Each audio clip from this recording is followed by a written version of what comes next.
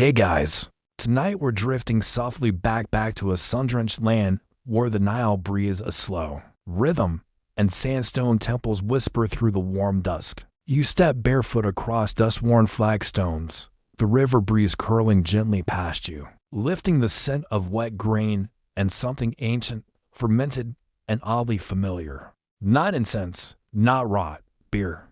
Yes, welcome to ancient Egypt, where the afterlife is long. The pyramids are pointy, and the beer never runs out. You pause beneath a sky painted in thick indigo. A boat rocks gently at the quay behind you, the oars forgotten for now.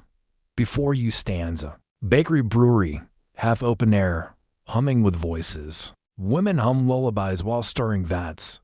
A low fire crackles. You wonder vaguely if this place passed its health inspection.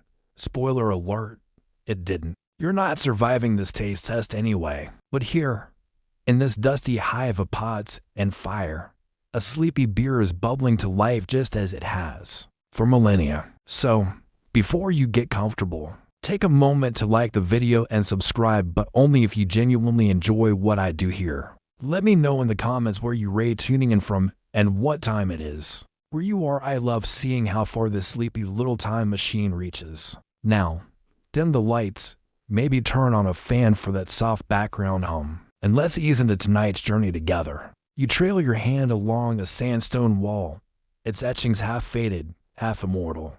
Beer in Egypt wasn't a trend or a treat, it was a need, a ritual, and a path to the stars. It quenched workers, pleased the gods, nursed infants, and soothed the dead. You could say Egypt ran on solar power by day and beer by night. Historians still argue whether beer was invented by accident perhaps. A forgotten bowl of soaked grains started bubbling suspiciously under a linen cloth. But however it began, Egypt adopted it with a religious fervor. Not just daily life stuff, beer was wrapped into every sacred story. It wasn't just a drink, it was a passage, a potion, a bribe, if you're being honest. You crouch beside a brewing station. There's no steel, no pressure gauges, no shiny tanks. Just clay jars, reeds, baskets of emmer wheat, and fire-blackened pots. A woman pours a sludgy mixture into a vessel. It smells vaguely of oatmeal and compost. You smile politely, not wanting to offend. She offers you a bowl. You remember you're probably not surviving this. Anyway, across the courtyard, children run by with chunks of barley bread. A sleepy dog sniffs at a sack of grain, then flops down, belly first, in the shade. This isn't some special temple setup. This is a village morning in the Middle Kingdom. Emmer wheat is being ground, soaked, and fermented, and beer is slowly awakening. The method is surprisingly casual. Bread loaves are half-baked, crumbled into vats, doused in water, stirred with a stick, and left near a fire or in the sun. The resulting brew is strained through reed mats. No hops, no carbonation. Just soft, sweet, earthy beer, cloudy and dense with floating particles, like soup with ambition. It wasn't just sustenance, it was stability. Clean water was a gamble. Beer was a safer bet, and tastier, depending on your tolerance for sediment. Plus, it packed a light buzz, mellow enough for daily use, heavy enough to help you ignore sand in your shoes. As you stroll the edge of the Nile, your sandals scuff across silt that has fed generations. Emmer and barley were flood crops, resilient, starchy, and perfect for fermentation. These weren't delicate ingredients. Egyptian grain was gritty, often ground with bits of stone from worn-down mills. Fun for your teeth, less so for your dentist. But still, beer became a cultural staple, not just an accompaniment to meals, but a part of sacred rites. Offerings to the gods include beer. Prayers for fertility, add beer. Grand festival, buckets of beer.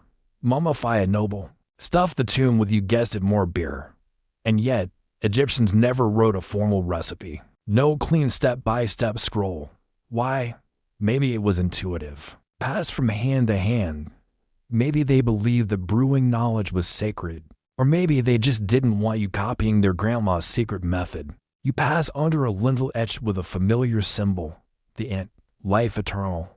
But it's flanked by jugs, The message is clear: no eternal life without eternal libation. Imagine crossing into the afterlife and realizing there's no minibar. Tragic, the earliest written mentions of beer date back to the pyramid texts around 2400 BCE. It is called hinket in the old tongue, probably pronounced with more spit than you ray willing to attempt. But even older ceramic shards, dating from 3500 BCE, still show grain residues and fermentation patterns. Archaeologists can even identify which vessels held beer by analyzing residue and mineral patterns inside the clay. Taste like Pharaoh is not yet a slogan, but give it time. You rest near a pile of pottery, the sun dipping lower. In this light, everything turns golden like the beer they once poured. The wind carries the grainy scent of roasted barley. Somewhere, a reed flute plays. You could sleep here. Honestly, maybe you already have. Maybe this is what dreams smelled like before beds were invented. You glance up at a wall painting, figures pouring liquid from one jar to another. Surrounded by stalks of wheat and floating lotus petals, their eyes are wide, serene. Their jugs overflow. It's a prayer in pigment, one that whispers across time. May your beer be abundant, your afterlife well-stocked, and your linen never scratchy. And still, one question bubbles quietly in the background. Was it the beer that fed the culture, or the culture that fed the beer? Scholars still debate how much daily life revolved around brewing. Was it a chore, a ceremony, or both? Like most things Egyptian, the answer is yes, probably. You shift a little on the warm stone, feeling your own breath slow in rhythm with the river's pulse. There's more to learn, more to sip, and far more jars to open. But for now, you simply listen to the crackle of fire, the whisper of grain, and the gentle gurgle of a jar still fermenting in the corner. You stretch your legs a little as you wander deeper into the brewery courtyard, ducking beneath a low lintel of sun-baked mud brick. The air grows thicker, now more pungent with the earthy sweetness of wet grain and the musky tang of early fermentation.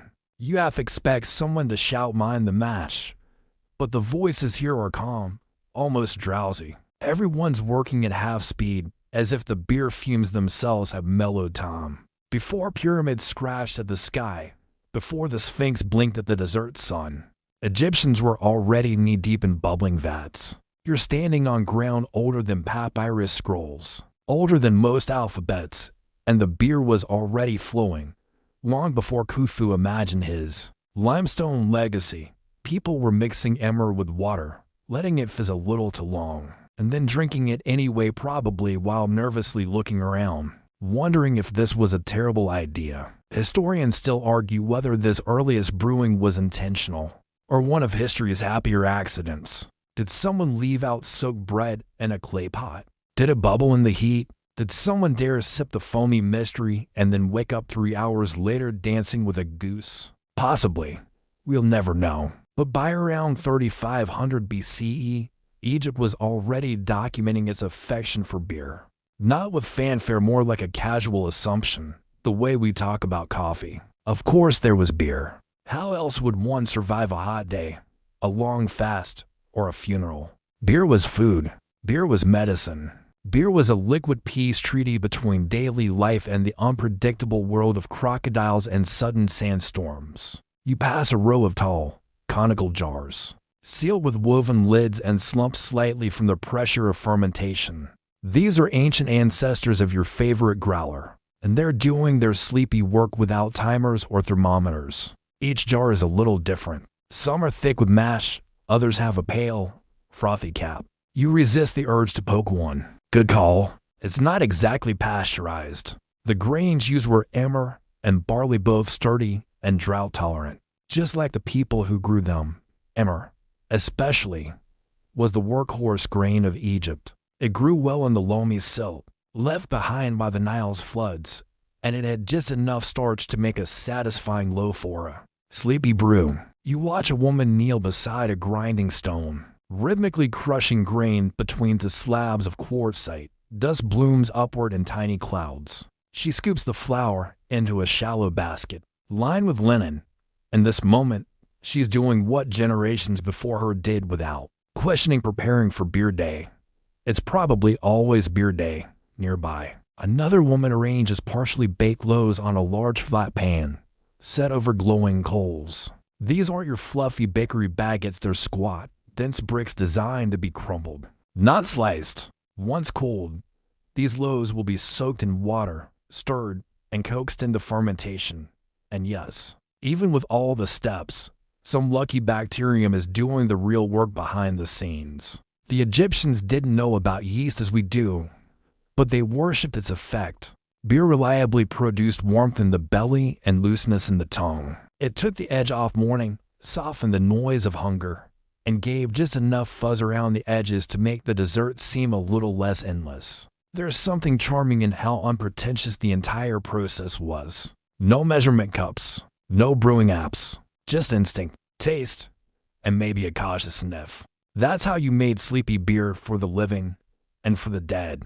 In ancient burial sites, archaeologists have uncovered miniature brewing setups, tiny ceramic jars, loaf-shaped figurines, and scenes painted on tomb walls showing brewers in action.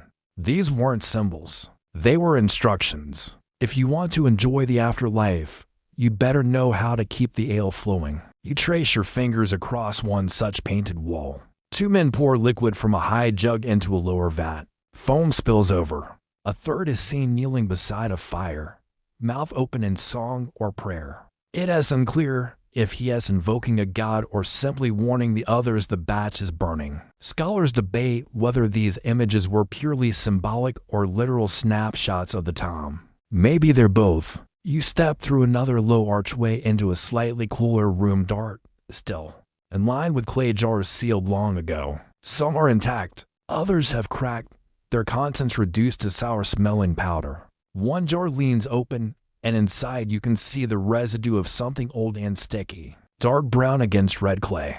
Scientists have tested jars like this and found traces of calcium oxalate, better known as beerstone. It's a byproduct of brewing, and its presence is a whisper from the past.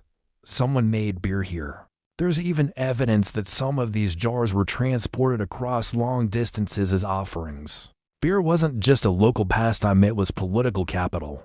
Pharaohs sent it as gifts. Generals issued it as rewards. Temples accepted it as dues. And if you were lucky, you got to drink it before it went sour. You paused near a carved lintel where barley stalks curve in from both sides.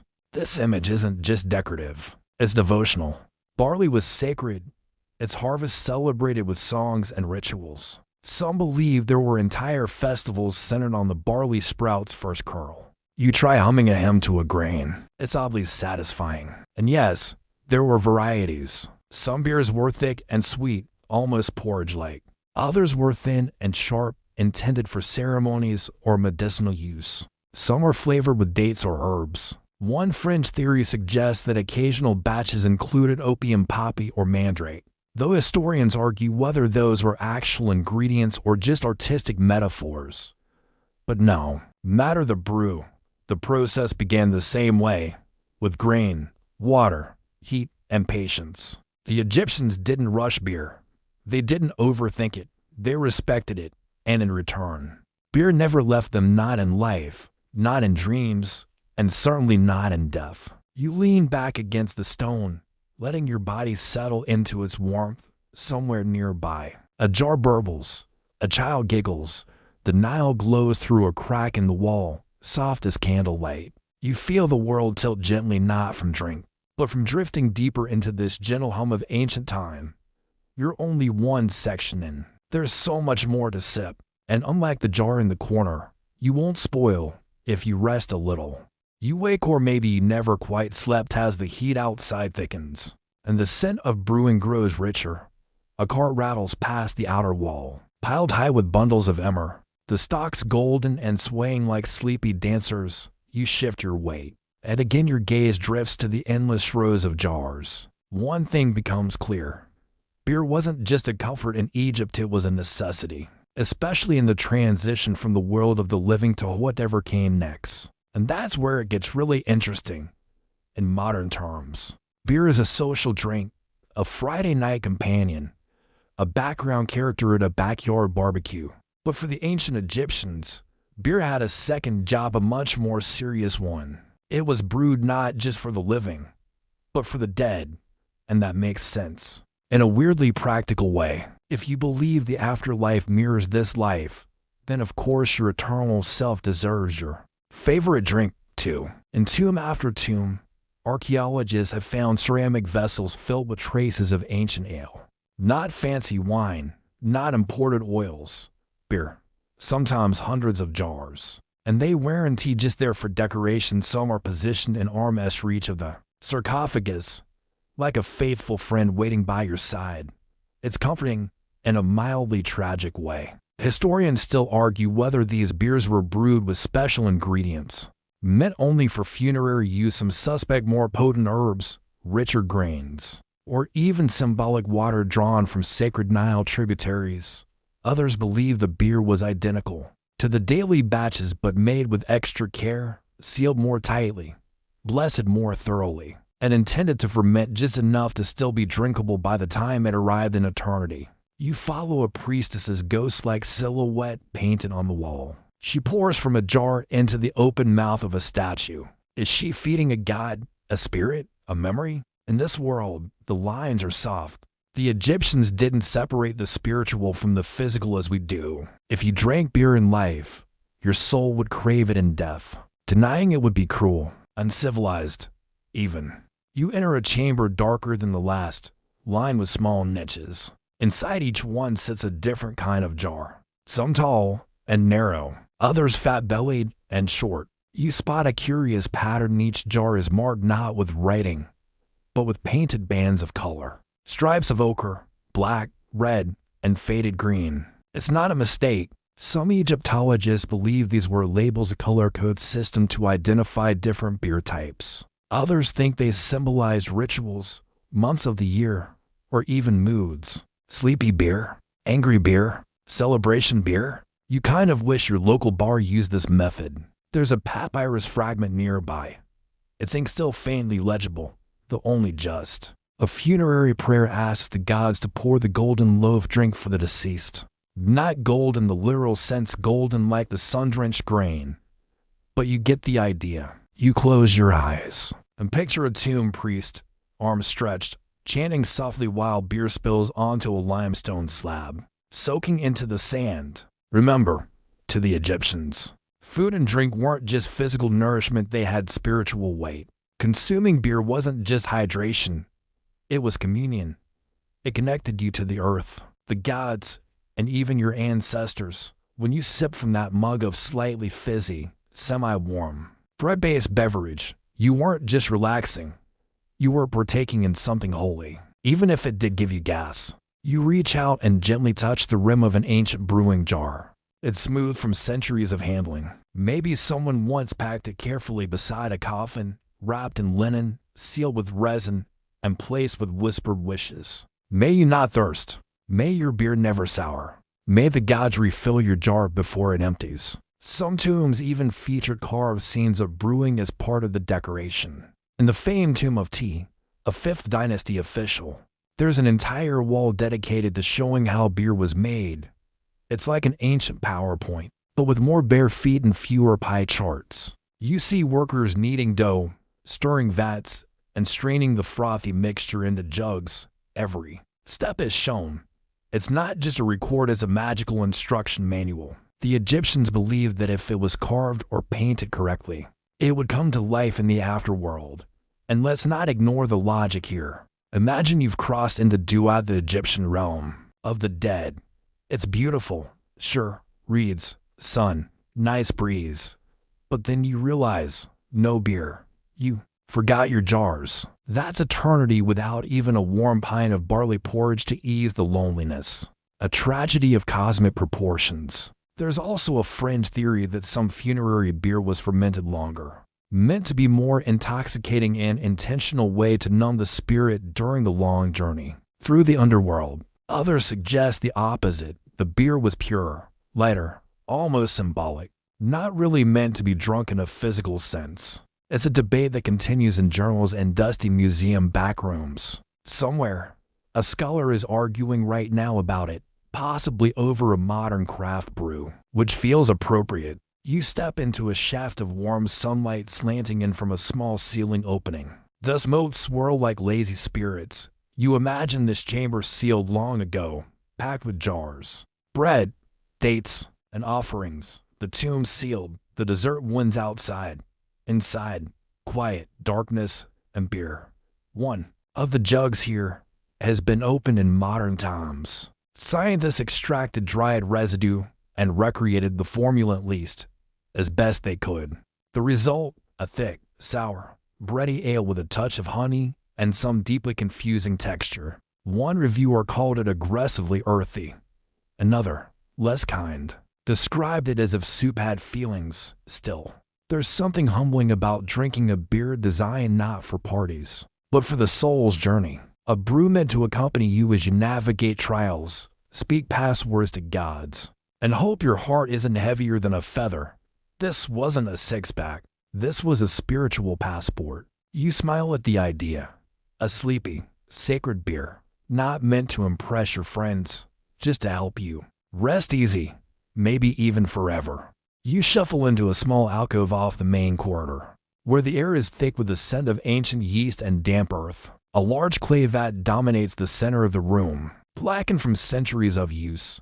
A groove in the floor slopes toward a small drain of primitive, but effective spillway for all those bubbly, over-enthusiastic batches. This is where the magic happened, not in golden palaces, but in such strict corners where women bent over fire-warm pots, crafting sleepy beer from bread and grain with nothing but intuition and smoke in their eyes.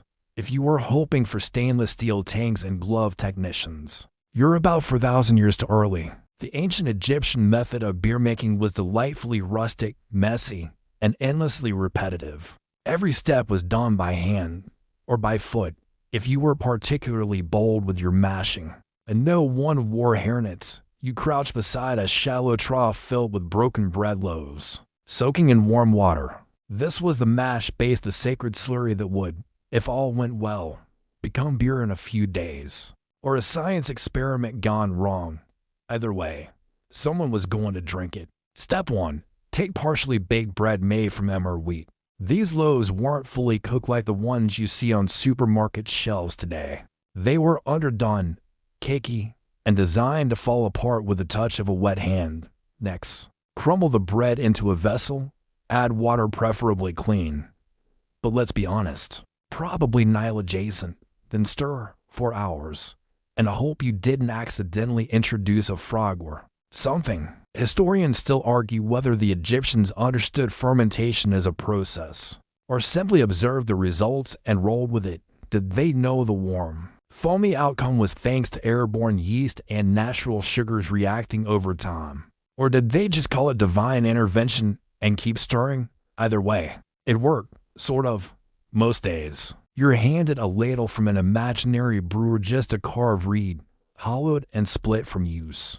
The mash is thick and lukewarm, like grainy oatmeal left too long on the stove. You take a tentative sniff. It smells sweet and sour all at once, part breakfast, part compost heap. You bravely set it down again. You've got enough digestive courage for one night. The next step, let it sit, covered with linen or woven mats. The mash was left near a fire or in the warmth of the sun.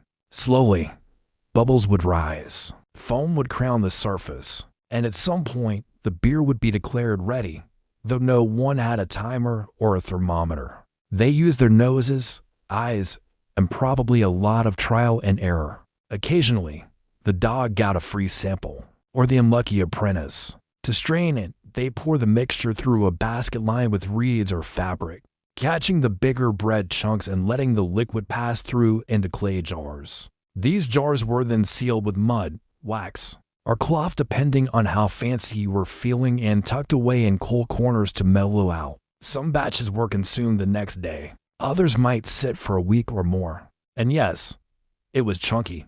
You didn't drink it for its clarity or carbonation. Ancient Egyptian beer had more texture than a bowl of granola. It was a drink you could chew, which, depending on your mood, was either nutritious or exhausting. Still, it was vital.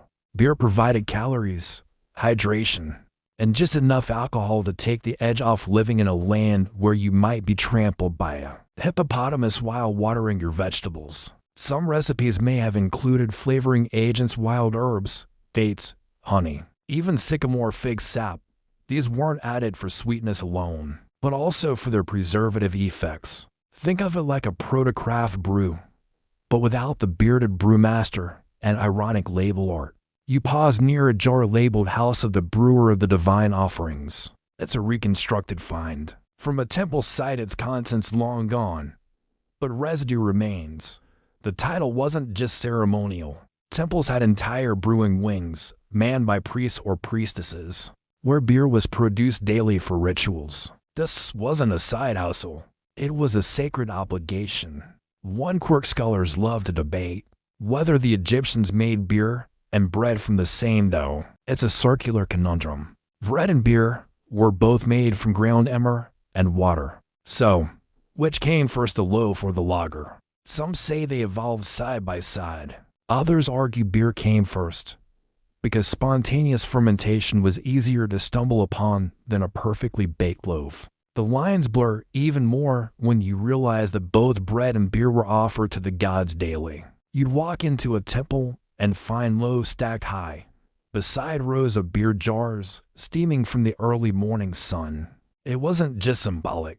The offerings were real, and the leftovers were often consumed by temple staff or redistributed among the poor. Divine recycling. You lean on the doorframe of the brewing room, letting the heat wash over you. A cat slinks by, pausing to eye you with the same judgment cats have given humans for 5,000 years. Maybe it's wondering why you're not helping. Or maybe it knows you're a tourist and suspects you wouldn't survive a day of real brewing labor. The light shifts outside, and with it, the shadows on the wall begin to resemble moving figures, brewers at work, pouring, kneading, and tasting. It's not your imagination.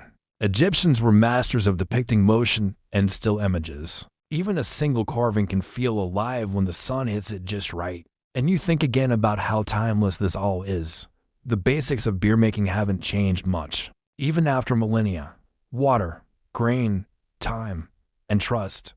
Maybe a little luck, definitely some bugs, and a whole lot of people who believed that what they were doing mattered not just to their community, but to the gods themselves. So next time you pop open a cold one, remember the ones who did it barefoot in 110-degree heat, with no idea what yeast was, just faith, flour, and a lot of reed strainers. You step outside into the late afternoon sun. The sky painted with streaks of gold and dusty lavender. A breeze rises from the Nile, warm and damp, thick with the smell of grain husks, firewood smoke, and the soft, half-sour scent of fermentation. You follow a slow path leading away from the domestic courtyard and toward the temple complex rising in the distance. The walls are taller here, and the beer has a different purpose, less sleepy nourishment, more divine tribute. See, the ancient Egyptians didn't separate daily life from religion the way we do. To them, the gods didn't live far away. They lived everywhere, in rivers, in storms, in headaches, and, yes, in beer, especially in beer. And that is where yeast, though completely invisible and scientifically mysterious to them, becomes a kind of uninvited yet sacred party guest. The Egyptians had no concept of microbiology. They had no name for Saccharomyces cerevisiae, the yeast strain responsible for most beer and bread fermentation.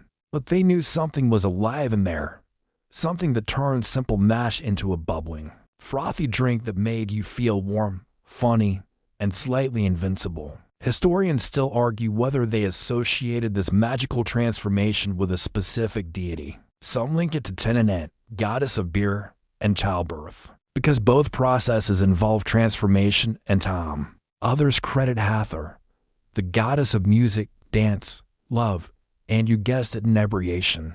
Either way, the idea was clear. Fermentation was divine mischief. You kneel beside a low clay vat in the temple's brewery wing. It's blackened with age, but it still carries a faint acidic tang. There's a wooden stirring paddle resting nearby, carved with lotus flowers and tiny notches, possibly a tally or calendar marks. A brewer priest once stood here, stirring sacred mash, humming prayers under his breath, and hoping the yeast would come. And the yeast always came. Unlike modern brewing, which adds cultured strains to guarantee predictability, ancient Egyptian beer relied on ambient yeast wild spores drifting through the air, living on the skins of fruit, in flour sacks, even in the pores of brewing pots. The brewers didn't understand them, but they respected them. They knew that certain jars always worked better in certain corners of the temple, made stronger beer. These were watched carefully, protected from drafts, and sometimes even decorated, because clearly the gods preferred those spots. You watched workers in a painted mural gently lean over a jar, mouths open as if singing. Some scholars suggest they were chanting spells to aid fermentation. Others say it was a practical technique, singing the same song every day to help time the stirring. Either way, the jars bubbled, the yeast performed, the beer was born, and what a strange creation it was. Unlike modern beer, which tends to be filtered and carbonated, ancient Egyptian beer was cloudy and warm, closer in texture to a thin porridge or what you'd call drinkable bread. It was filled with floating grain bits, sweetened sometimes with dates or honey, and could vary wildly in strength. Some were barely alcoholic, others were potent enough to make even a priest lose his footing during evening prayers. This wasn't seen as a problem. Drunkenness, when done at the right time and place, was considered a sacred act, a controlled loss of control, a moment when mortals could approach the divine in a soft haze of laughter and stumbles. One fringe theory even suggests that the fermenting beer was listened to. Priests would wait for the right bubbling sounds before moving on to the next step, a kind of sleepy auditory divination. If the jar gurgles with joy, the gods are near. You pass a set of alcoves marked with carved glyphs, Pjorn Hinkethalsa beer. These were attached to most large temples. Beer wasn't optional. It was central to worship. Daily offerings were made in threes: bread, beer, and incense. The beer was poured in front of altars, sometimes set by the priest, and often left overnight before being discarded or consumed. Nothing was wasted. Even the gods were expected to share. And you wonder, did the gods actually drink it? In myth, sometimes yes. In practice, maybe not. But the gesture mattered. To offer beer was to offer joy, sustenance, and time. It was like saying, "Here, I made this. It's imperfect, a little foamy, kind of chewy, but I hope it pleases you." One of the most curious practices involved the reuse of divine dregs. Leftover beer from temple offerings wasn't tossed casually. It was considered potent, having been in contact with the gods. Some was poured back into new batches, seeding them with both flavor and spiritual blessing. Others were mixed into healing salves or used to anoint statues. And while the yeast did the actual work, the brewers believed they were guiding a sacred force. They observed signs. A jar that didn't bubble might mean a bad omen. A batch that soured quickly could suggest divine displeasure. A particularly frothy brew, probably a good day for sacrifice or a festival. Which brings you back to the idea of sacred froth. There's a story whispered in half-remembered stanzas of how Ra, the sun god, sent Sekhmet, his lion-headed daughter, to punish mankind. She began destroying villages with terrifying fury. But before she could finish, the gods poured out thousands of jars of beer dyed red to resemble blood. Sekhmet drank deeply, thinking it was the real deal. She passed out, woke up hungover, and decided not to kill everyone after all. The lesson: beer saves lives, or at least, it helps tame violent lion goddesses with poor impulse control. You pause at a shrine where tiny statues of Hathor stand in rows, each one smiling and holding a jar. She was the mistress of intoxication, the one who danced joy into the world, the one whose festivals involved full nights of music, incense, and generous mugs of temple ale. And maybe, just maybe, that's the real heart of it. Yeast wasn't just a process, it was a ritual guest. Unseen, unpredictable, occasionally embarrassing, and totally essential. Just like joy, just like dreams, just like the kind of sleep that wraps you up slow and warm after a long, sacred drink. Your bare feet tread softly now as you enter the quiet heart of the temple complex, where stone columns rise like a petrified forest. Here, in the hush of carved shadows and reed-filtered light, the divine drink met its divine keepers, and presiding above all this sacred brewing drama too. Goddesses, arms open, beer in hand, Hathor and Tenenet. Hathor, you've met before. Her image is everywhere: cow horns, sun disk, wide eyes that see straight into your barely functioning soul. She's the goddess of music, love, beauty, and, helpfully, drunken joy. But she's no lightweight. She could rage, protect, heal, and confuse, often in the same myth. One moment she's your party host, the next she's rampaging across Egypt in lion form, which is frankly a bit of a mood swing. And then there's Tenenet, quieter, less flashy, but no less vital. She was the goddess of beer and childbirth. Yep, same goddess. Because what do both of those involve? Pain, patience, strange smells, and an overwhelming sense of I don't know if this is going well. But we're too far in now. Tenenet's name is rooted in the word henket, beer. She was invoked during labor and fermentation alike, and to be fair, both processes probably involve some yelling, some sweating, and a lot of just keep breathing. You pass a wall relief where the two goddesses face each other, beer jars between them, arms extended as if performing a sacred duet. You imagine the ceremonies once held here, priests pouring beer onto altars while musicians strummed lutes, dancers swayed, and the smell of spiced grain floated upward toward the gods. This wasn't just a quiet offering. At times, the gods expected a full party, and nowhere was that more obvious than in the festival of drunkenness estate sanctioned. God-blessed excuse for everyone to get utterly obliterated. It was held in Hathor's honor, usually around the new year. When the Nile flooded and life literally restarted, the whole city would gather, sometimes under cover of night, and drink to the point of collapse. Why? Because of that myth you remember segment, the goddess of vengeance went on a murder spree until, tricked into drinking beer the color of blood, she passed out. Humanity survived, and Hathor was born from her softened heart. The annual festival was a way of reenacting the story, celebrating the moment wrath turned into joy, held by drinking until the line between divine ecstasy and unconsciousness blurred. Historians still debate just how wild the festival of drunkenness got. Some say it was ritualistic, controlled, full of priest-led processions and sacred chants. Others argue it involved full-on revelry, dancing, howling, maybe even collapsing face-first into mud brick streets while laughing at the sky.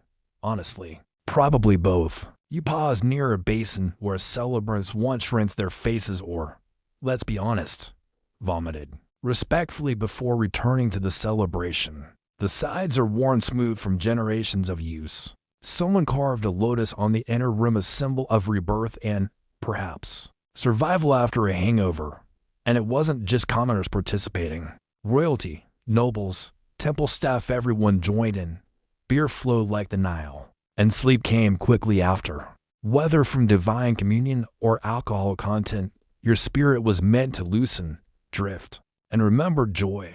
But not all beer festivals were wild. Some were solemn, structured, and deeply symbolic. You turned down a corridor painted with rows of offering bearers, men and women carrying beer jars, with red ribbons, bringing them into the inner sanctum where statues of gods sat in silence. Here, the beer wasn't for drinking, it was for honoring. A way to say, I remember you, even if the god hadn't answered your prayers in years. There's a carved hymn above one doorway, to Hathor, who brings the sweet drink. May your steps be guided by foam and favor. It's poetic. You imagine an old priest whispering it before his first sip, lips dry from sun and age, eyelids heavy with incense smoke. And back in the city streets beyond the temple walls, you can almost hear the echoes of daily prayers.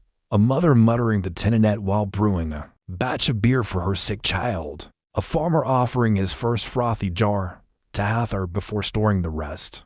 Brewing wasn't just practical, it was spiritual insurance. One particularly quirky story from a lesser-known temple archive involves a priest who claimed to have received a dream from Hathor instructing him to brew beer, using water from the second rain and grain kissed by both sun and shadow. Scholars have tried to decode that, arguing whether it was metaphor, a weather reference, or simply a creative excuse for botching a batch and another record.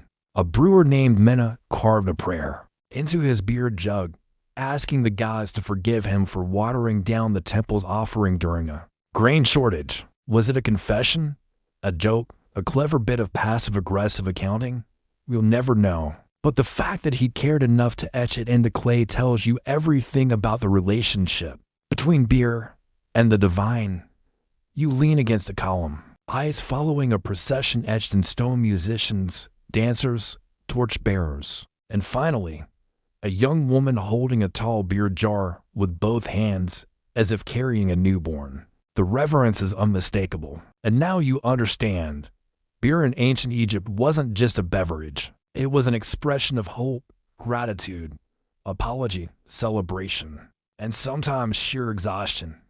It was brewed for gods, for goddesses, and for everyone in between. So next time you hear someone casually joke about beer being proof that God loves us, you might think of Hathor and Tenenet and smile. They'd agree, but they'd probably also suggest you lie down, close your eyes, and let the brew do its final, sleepy work. You leave the temple slowly, your footsteps softened by layers of Nile silk packed beneath centuries of sandals. The light is changing again, sliding into the lazy pre-dusk shimmer where gold becomes amber, and every corner of the village seems wrapped in gentle haze. Children laugh in the distance. Someone calls out for their donkey. A reed mat creaks under shifting weight. Life here doesn't stop. It just drifts. And drifting is something the Egyptians did well, especially when it came to the afterlife. You follow a quiet path toward a smaller house near the fields. This isn't a temple. It's a modest brewer's cottage. A humble space where beer wasn't for offerings or gods, but for tired feet, dry throats, and hungry bellies. If you were a farmer, a laborer, or even a brickmaker sweating beneath the sun-baked wall of a royal tomb, you ended your day with beer. Every day. Beer was the paycheck. Literally. Egyptian workers were often paid in kind, not coin. Their wages. Loaves of bread and daily rations of beer. Not some ceremonial splash either. We're talking multiple liters. If you were hauling massive limestone blocks for a pharaoh's final resting place, you weren't doing it for fame. You were doing it for 6 pints of barley porridge brew and a piece of fish. Not glamorous, but definitely filling. Historians still argue whether this labor system qualified as wage labor or state-enforced duty. Were the pyramid builders free, paid workers, or was it all glorified conscription? Either way, one thing is clear. They were fueled by beer, not strong ale. Mind you, this was low alcohol, nutritious, hearty stuff, more smoothie than stout. Think ancient Gatorade with extra grit. You duck under a low wooden beam into the brewer's home. It's one room, smoke darkened, warm, and rich with the smell of fermenting mash. Clay jars are nestled into sand pits to stay cool. A straw mat on the floor serves as a workstation. There's a rhythm here. Crush, knead, soak, stir, strain, wait, and repeat. You pick up a Tulan oddly shaped wooden paddle with an almost melted-looking handle. It's a mash stirrer, worn from generations of use, maybe by one family, maybe by hundreds. That's the thing with Egyptian artifacts, they outlived their names, but the hands that held them, tired and calloused, left echoes in the dents.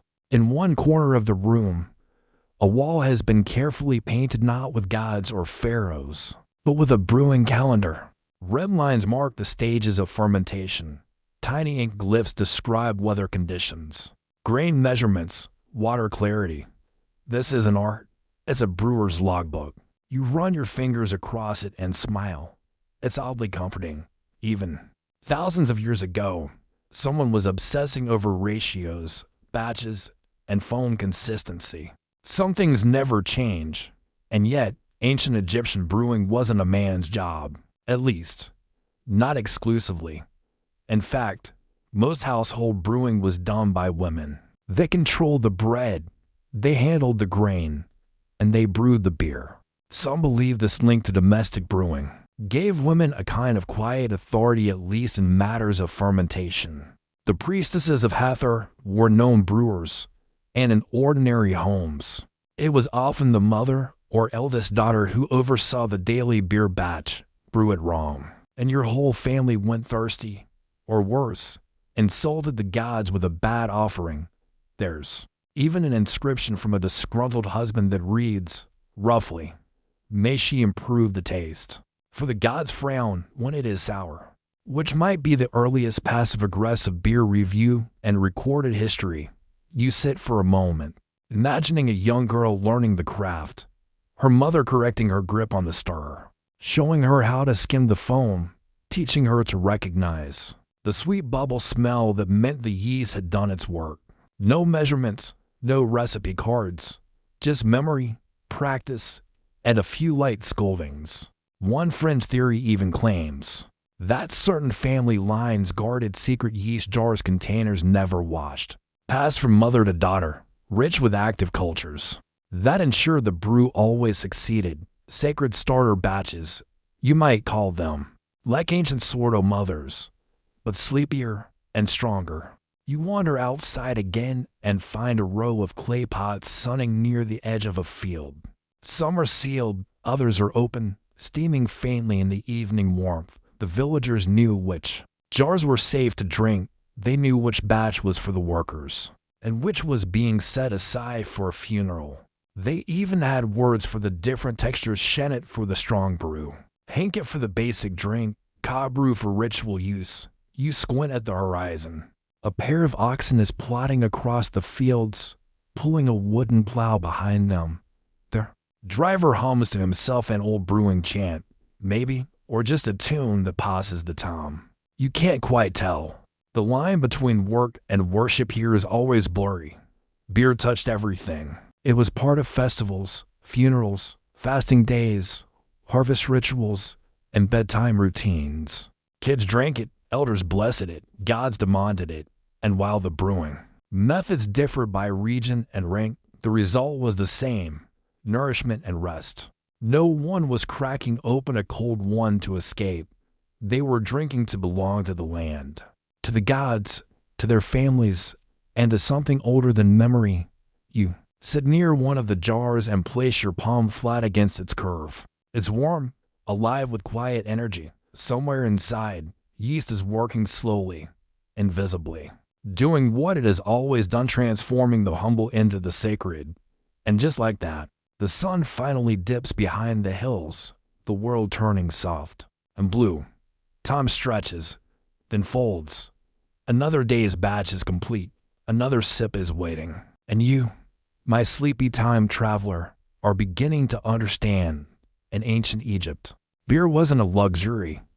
It was the liquid heartbeat of a culture that never rushed and never forgot the importance of a good, slow ferment.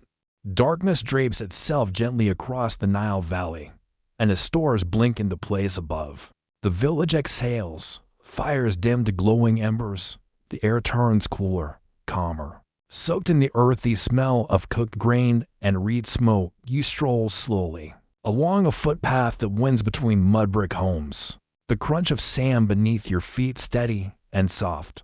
From open doorways, you hear the clink of clay jars and the low, humming voices of families finishing their evening meals. This, more than the grand temples or ornate tombs, is where beer truly lived, in these quiet twilight hours when bellies were full and tomorrow's work was still just a faint worry on the horizon. You pass a group gathered on a rooftop, seated in a circle on woven mats. Someone lifts a small cup of beer and offers it to a neighbor, who takes a sip and nods slowly.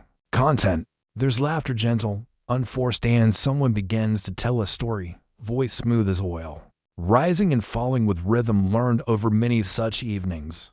The words drift down like incense, mixing with the night air. This isn't the beer of gods or pharaohs. Its beer as lullaby, as bedtime balm. And its importance wasn't just emotional, it was physical. The beer made here wasn't filtered, wasn't carbonated, and certainly wasn't elegant. But it was packed with nutrients, vitamins from the grain, natural B complex from the yeast, calories for strength, and just enough alcohol to relax frayed nerves after a long day of sun and toil. In fact, some historians argue ancient Egyptian beer was more food than drink a grain-based soup. You sip from cups or slurp from jugs. It thickened overnight into a kind of porridge. Families gave it to children. Workers drank it before dawn. And elders preferred it warm, with honey stirred in, sweet, sleepy, and sustaining. And you'll notice there's no stigma, no shame attached to drinking beer, no whispered judgment, no frowns over etiquette. Beer isn't excess here.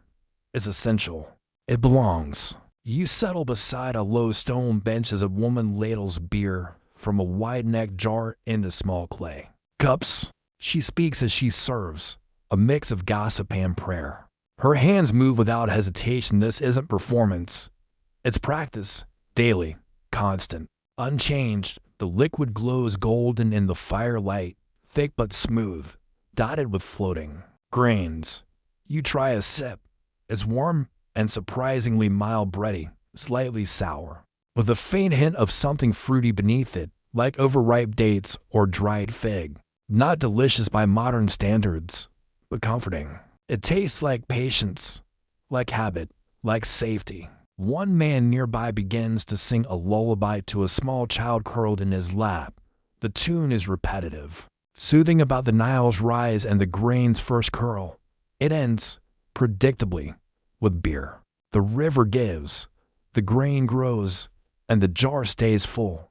That's all you need. Interestingly, there is some debate among scholars about how this communal beer culture intersected with health. Some argue that beer helped preserve the population's well-being, being safer than unboiled water, supplying vital nutrients, and easing digestion. Others point out the downside: constant low-level inebriation, fermentation-induced infections, and yes, a possible over-reliance on bread-beer diets lacking in other food groups. So, was beer healthful or harmful? As always, historians still argue. And in the middle of that argument sits an archaeological oddity: clay tablets from workers. Settlements listing beer rations by age and job type. Adults received more, children less. But even toddlers got some. One entry lists an older worker being denied full rations due to weakness of tooth and stomach.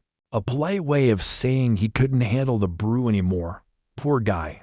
Then, again, some suggest older Egyptians diluted their beer, turning it into a thin, warm gruel perfect for quiet evenings like this. A drink not to dance with, but to doze beside. You look down at your cup. A little froth clings to the rim. Someone hands you a reed straw thicker than modern ones, with knots cut away. It was common to use straws when drinking beer here, not to be fancy, but to avoid the floating grain bits. You sip through it, smoother, gentler, definitely sleepier, and right about now, as your body relaxes and your breathing slows, you realize something charming about all this. No one's trying to impress you. There are no fancy labels, no menus, no judgmental bartenders waiting to educate you on tasting notes. Just beer, just warmth, just rest. You glance around the rooftop again. The laughter's softer now. The story is slower. Someone stretches out. Beneath a folded blanket, a jar is corked and tucked into a basket. The wind has shifted cooler now, brushing your skin like papyrus silk. And here's where the charm of ancient Egyptian beer deepens. It wasn't just about drinking. It was about making time. Brewing was slow. It was quiet. It was done over days, not minutes. You couldn't rush it. You couldn't microwave it. It forced patience, and maybe, in a world full of dust and deadlines, that's what made it sacred. Even the gods had to wait for their offering to bubble and breathe. There's an inscription you once saw etched into the wall of a noble's tomb. Let no man drink his beer in anger, for the gods will sour the grain. You smile, whether superstition or wisdom. It fits. Beer was for peace, not pride. So you stretch out on the bench, tuck your hands behind your head, and let your eyelids sag. a jar of warm grain-scented beer nearby, the soft thrum of night insects, the last flickers of firelight dancing on clay. You're exactly where you need to be, sleepy, sacred, and surrounded by 4,000 years of quiet brewing wisdom. Somewhere between the flicker of embers and the low hum of nighttime insects, your thoughts drift once more not away from beer, but deeper into its sleepiest dimension, the afterlife. Because even in death, ancient Egyptians believed you'd get thirsty, and they weren't about to let your vital life force go without a proper pint. You sit upright on your mat, rubbing sleep from your eyes as a gentle breeze moves in from the river. A full moon bathes the landscape in soft silver.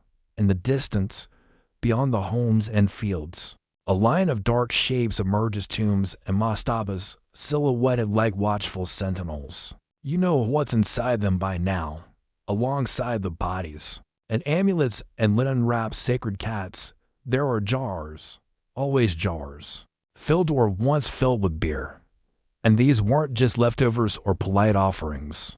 These were travel provisions. To the Egyptians, death wasn't a full stop, it was a journey. You had to cross deserts of flame, sail celestial rivers, face crocodile-headed judges, and recite passwords to get through magical gates. You'd need energy, you'd need comfort, and you definitely need something to drink. So they packed. For you, families brewed special batches, sometimes thicker, richer, or spiced with herbs meant to aid your passage. These jars were sealed tightly, labeled with a deceased name, and sometimes prayers etched directly into the clay. One reads, "May your throat not dry in the field of reeds." Another, "Drink deeply, that your soul may wake among the blessed." And there's more. Scholars have uncovered tomb walls painted with beer-making scenes, not just for decoration, but for magical function. If it was carved correctly, it would happen eternally in the afterlife, meaning your beer would keep brewing forever. A divine, infinite tap. Just imagine the happy haunting still. Historians debate how much beer was symbolic and how much was intended for actual spiritual consumption.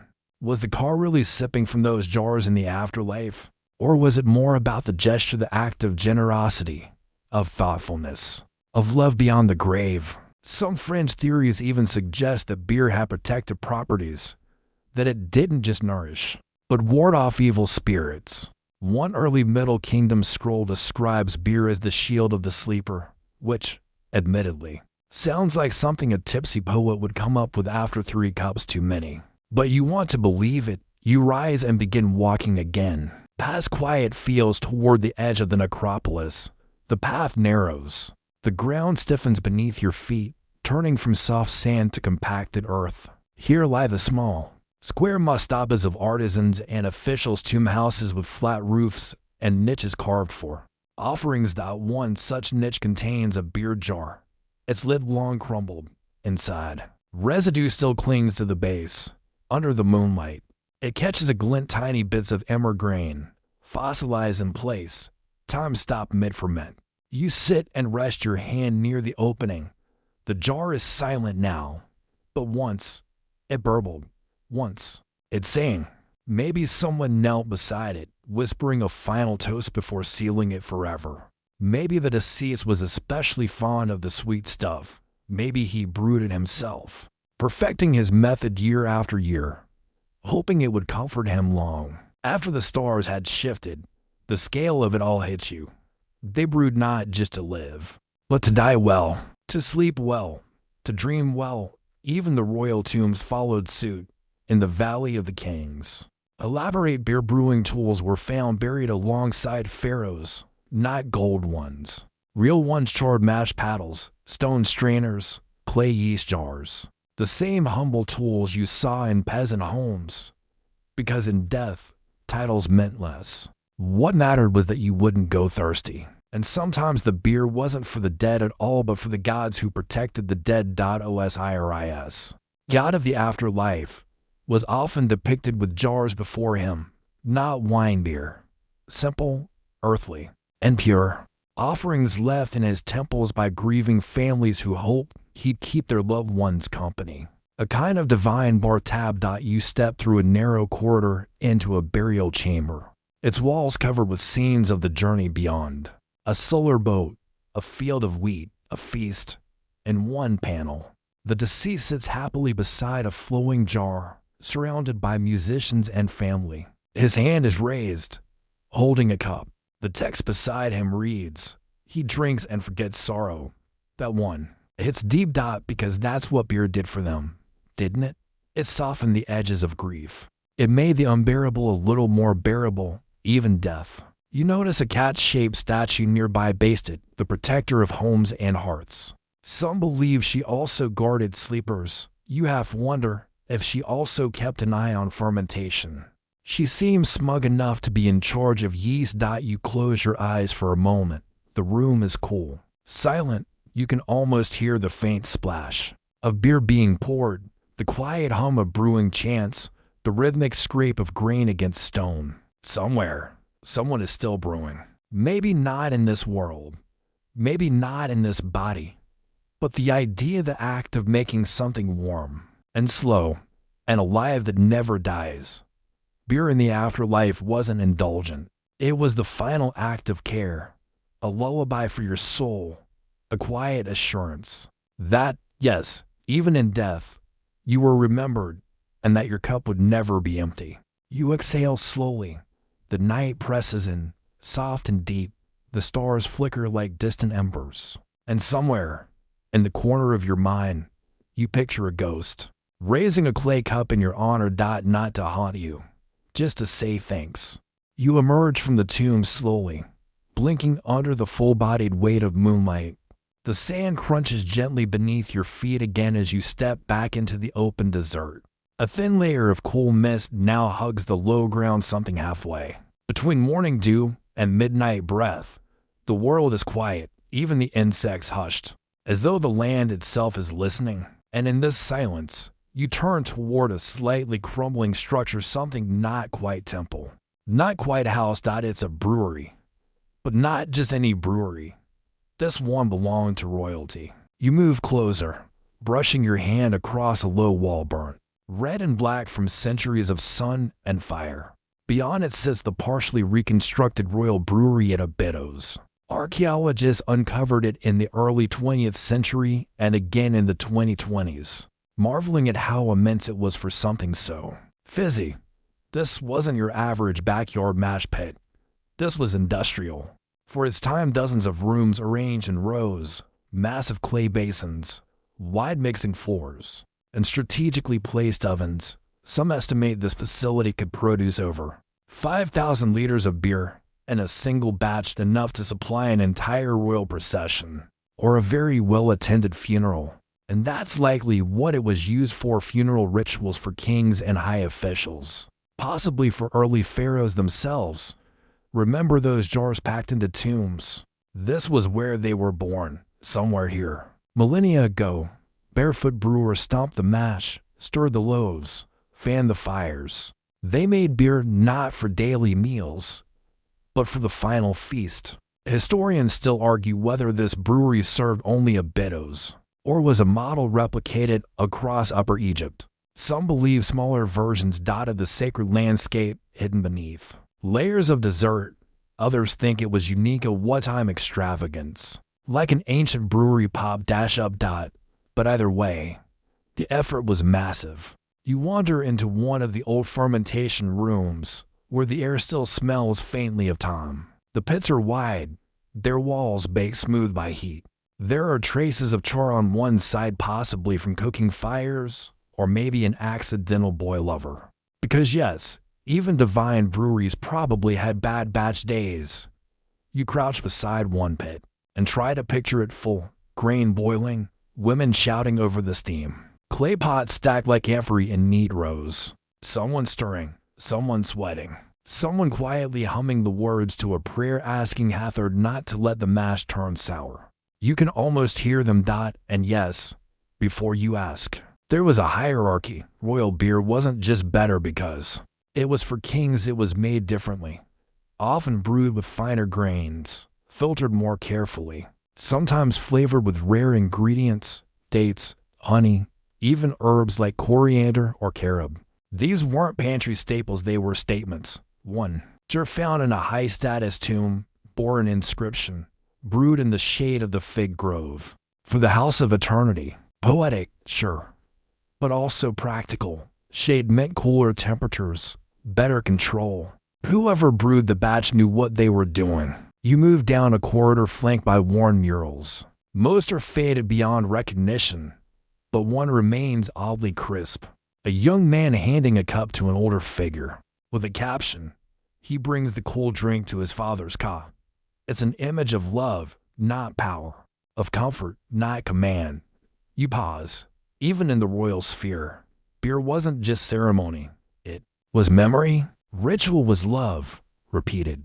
One fringe theory from an Abydos Dig report mentions a peculiar pattern in royal breweries. The floor stones in certain sections were more worn than others. Some believe these areas were used more frequently, perhaps, for brewing batches by hand for especially sacred occasions. Others suggest they were footpaths for inspectors or overseers, pacing anxiously while fermentation took its sweet time. And this is where it gets particularly cozy. Ancient Egyptians had a word, nefer, that meant beautiful, good, or perfect.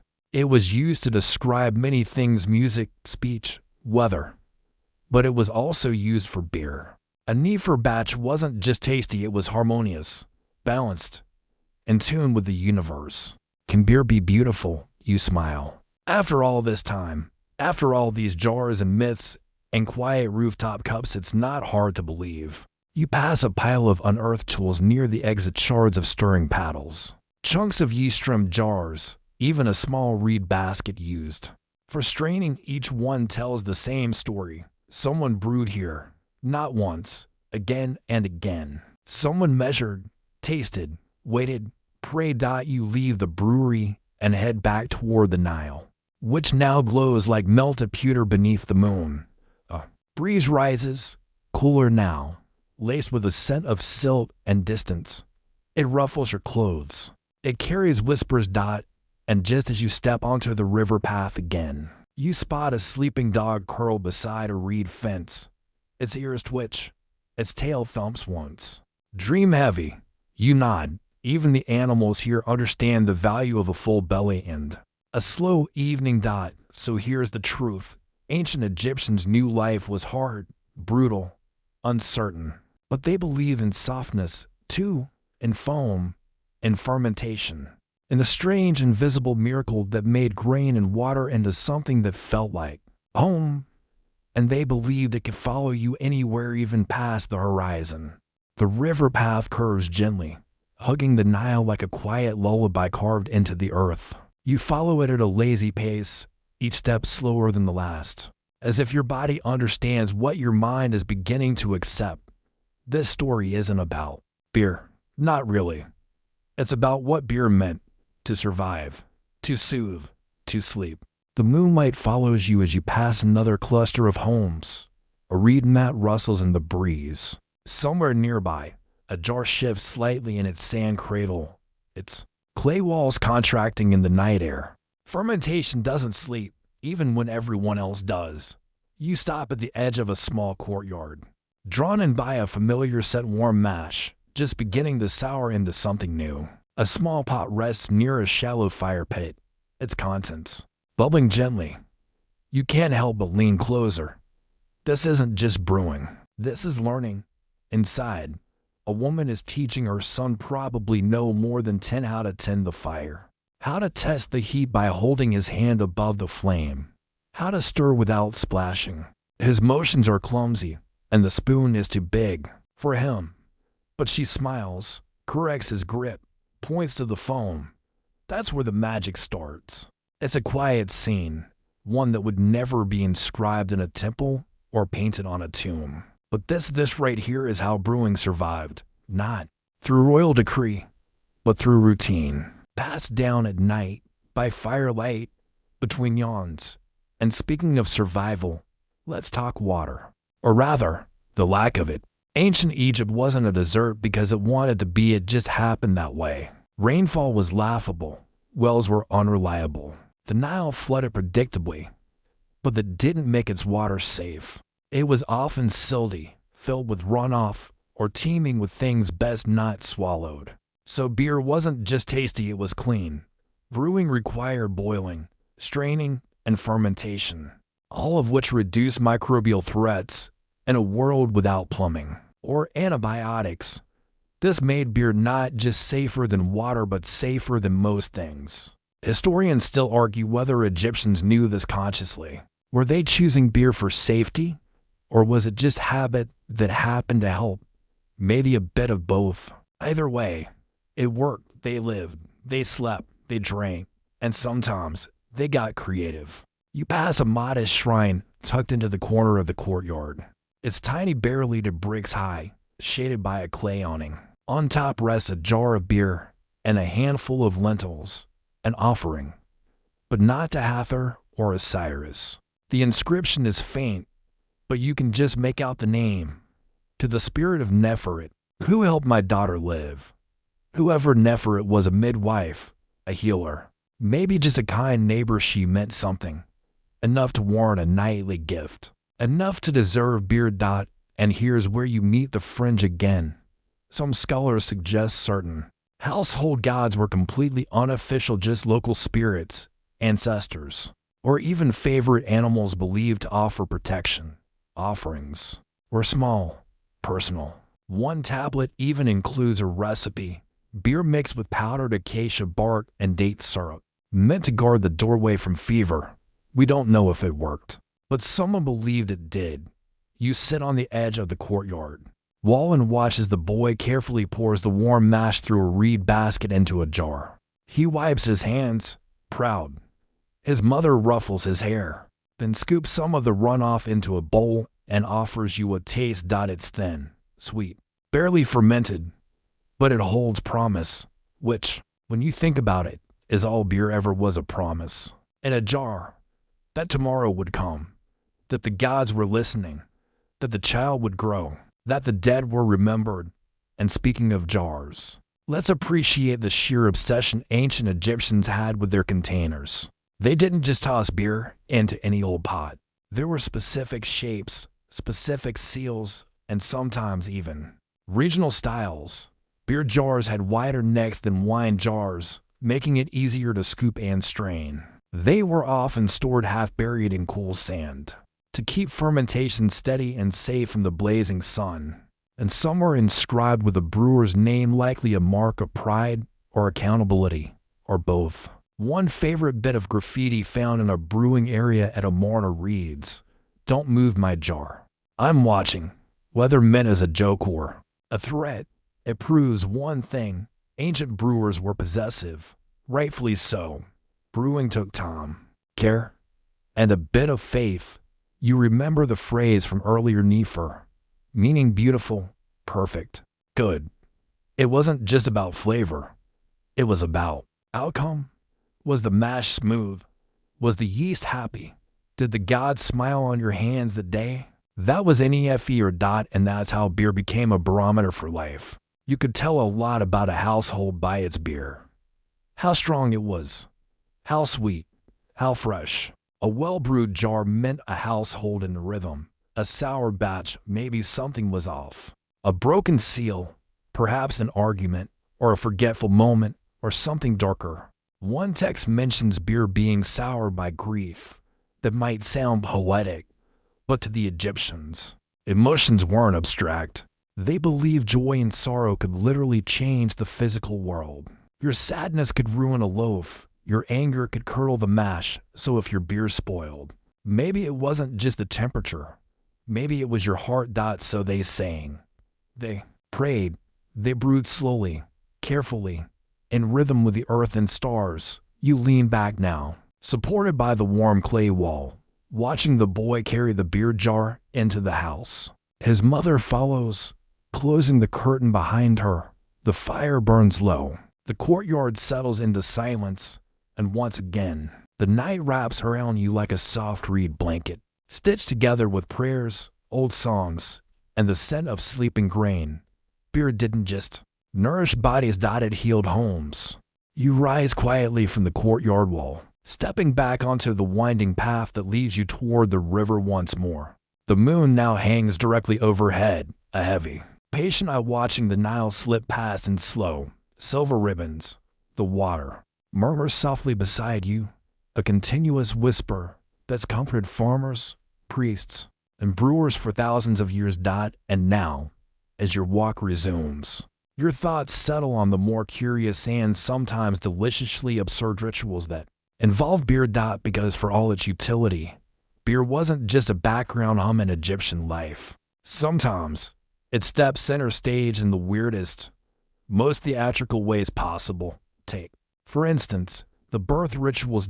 Picture this: a woman in labor, surrounded by midwives, incense burning, chants rising, and in the middle of it all, beer not being sipped casually in the corner, but actively used in the ceremony, poured as offerings, used in wash basins, mixed with protective herbs. Some spells even required the mother to drink 3 sips from the beer of Tenenet to ease her pain and encourage safe passage for the baby. Historians still argue whether these beer rituals had actual medical value or were purely symbolic. But either way, women trusted it, they swore by it, and when the baby arrived safely, it wasn't uncommon for the midwife to mark the jar that had been used, setting it aside, preserving it like a holy relic, sort of like a baby book, but stickier. You continue walking now past the darker fields, the farmland silent under the cloak of night. Even the animals are asleep except for one lone ibis standing like a sleepy sentinel on the bank, head tucked beneath one wing, a statue of Thoth in bird form. If you squint hard enough. And beer wasn't done at birth. Oh no. It showed up again loudly at weddings. Weddings in ancient Egypt weren't formal ceremonies like we imagine today. They were more like declarations. We live together now, and here's a party to prove it. But those parties absolutely featured beer. It was poured generously to the guests, but more importantly, offered to the gods Hathor again. For beauty and fertility, and bees, the dwarf god of mirth, music, and mid-dance floor chaos. In one particularly quirky waltz scene from a noble's estate, a man is shown slipping on a slick of spilled beer, right in front of the bride. His friends are laughing, the gods are too. That scene was painted deliberately, perhaps as a reminder of how beer made joy unavoidable, even a little ridiculous. Or maybe it was just a family joke immortalized in limestone. And then there were the festivals. You already remember the Festival of Drunkenness, where worshippers reenacted the myth of Sekhmet's bloody rampage and Hathor's intervention.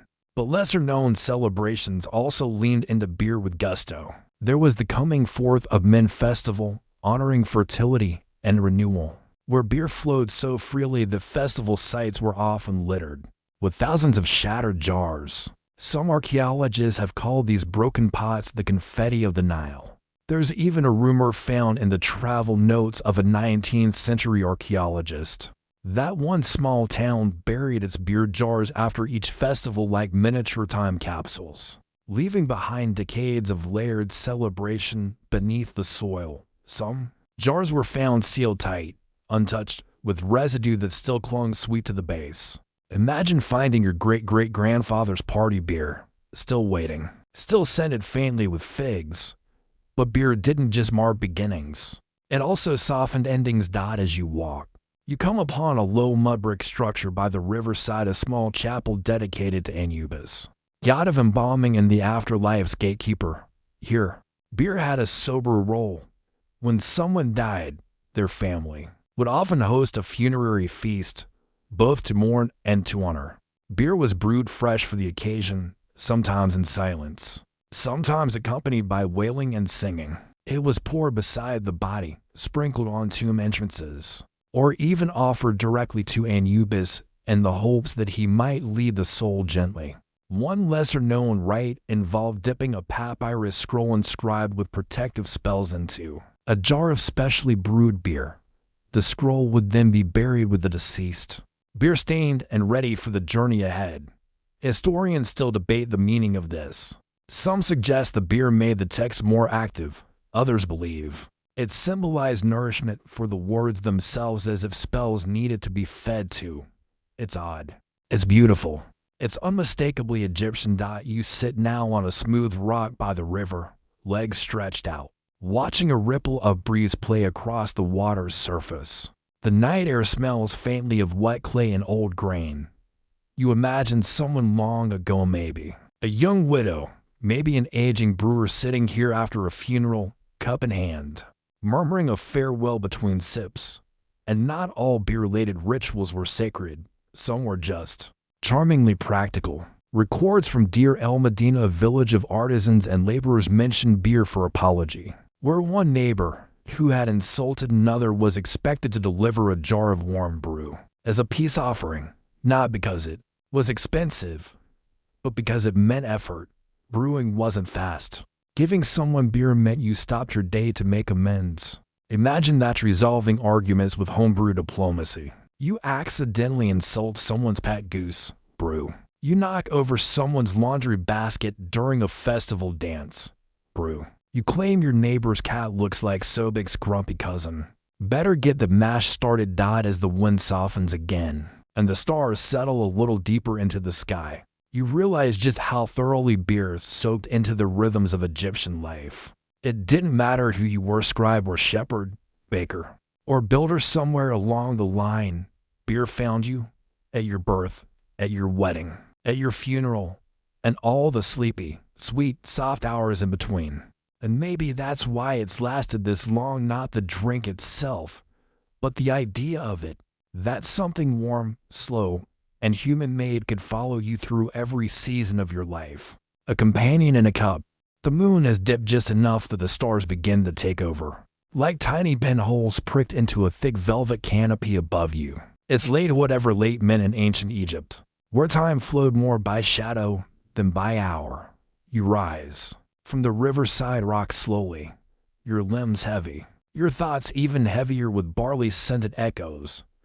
But you aren't finished yet, not quite, because there's one place left to explore tonight. The scriptorium. Not a library exactly, but a place of writing, copying, recording, where scribes with steady hands and patient hearts sat for hours beneath oil lamps, documenting the soul of their world in ink. And yes, even here, beer found its place. You head uphill, toward the outer edge of a temple complex where low storage rooms meet narrow study chambers. The walls are still cool from the evening air.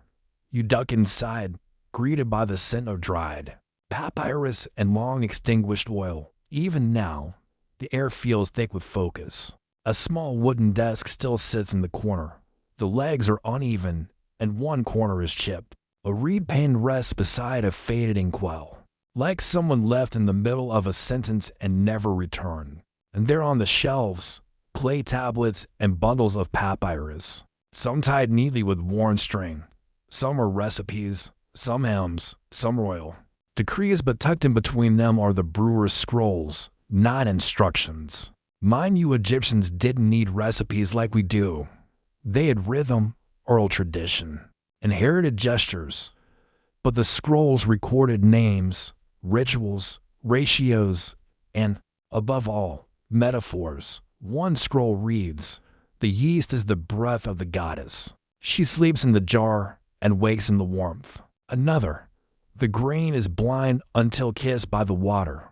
Poetic, obsessive, weirdly romantic. These brewers weren't just making a drink, they were writing love letters to the process. And here's a delightful twist: many of the most detailed beer texts weren't written by professional scribes. They were penned by brewers themselves, taught enough letters to keep records and track batches. Literacy wasn't universal in Egypt, but it wasn't exclusive either. A skilled brewer might very well know how to read and write, at least enough to scroll down a note like, "Jar 3 sour. Do not give to uncle." You find a wax tablet with faint etching still visible. It's a list of what appears to be offerings dates, honey, grains, and beer. Next to each entry, a small symbol, a triangle, a circle, a bird, possibly shorthand, possibly ratings, a primitive Yelp review system, perhaps. Historians still argue what these symbols meant.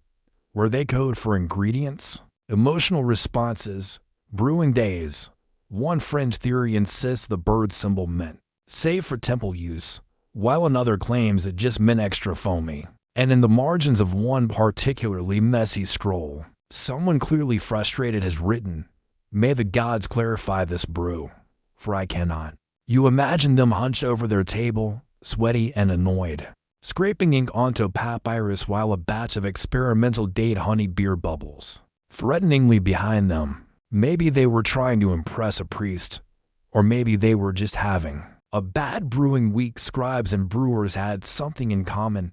They worked alone, but never for themselves. What they made was meant for others, offered to temples, given to gods, stored for feasts, saved for funerals. Whether word or word, their craft was a form of devotion. You lean back against the cool stone wall and exhale, and in this moment, it's hard not to see the scribe and brewer as twins. One distilling thought, the other flavor. One preserving language, the other preserving grain. Both trying, in their own quiet ways, to hold on to something fleeting. Time, life, meaning. And speaking of time, beer offered another subtle magic. It marked it. Before mechanical clocks or calendar apps, people tracked their days by the steps of brewing. Soak the grain. Wait, drain the mash. Wait, add the yeast. Wait again. Days pass by, bubbles and foam.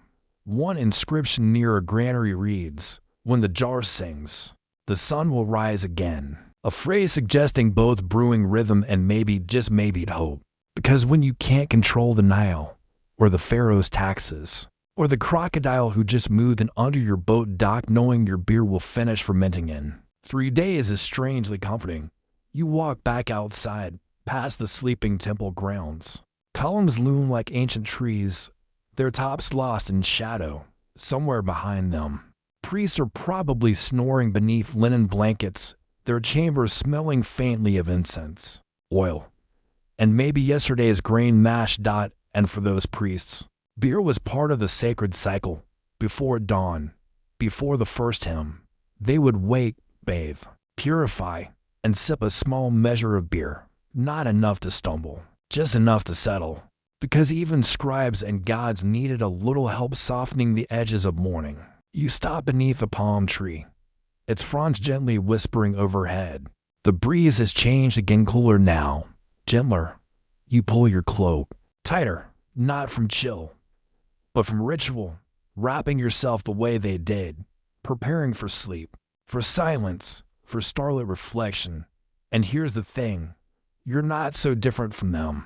You also crave the soft quiet after a long day. You understand the beauty of something slow, handmade, and perfectly imperfect. You know what it feels like to offer your best to someone else, to write your thoughts down and hope they survive, to brew comfort even in the dark.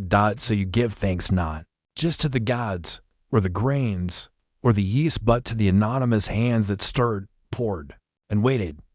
Who recorded it, preserved it, shared it, because thanks to them, you're here now, breathing the same river air, watching the same stars, listening to the echo of beer and clay, and you're almost ready to sleep. Almost. You walk slowly now, as if every grain of sand underfoot is asking you to linger.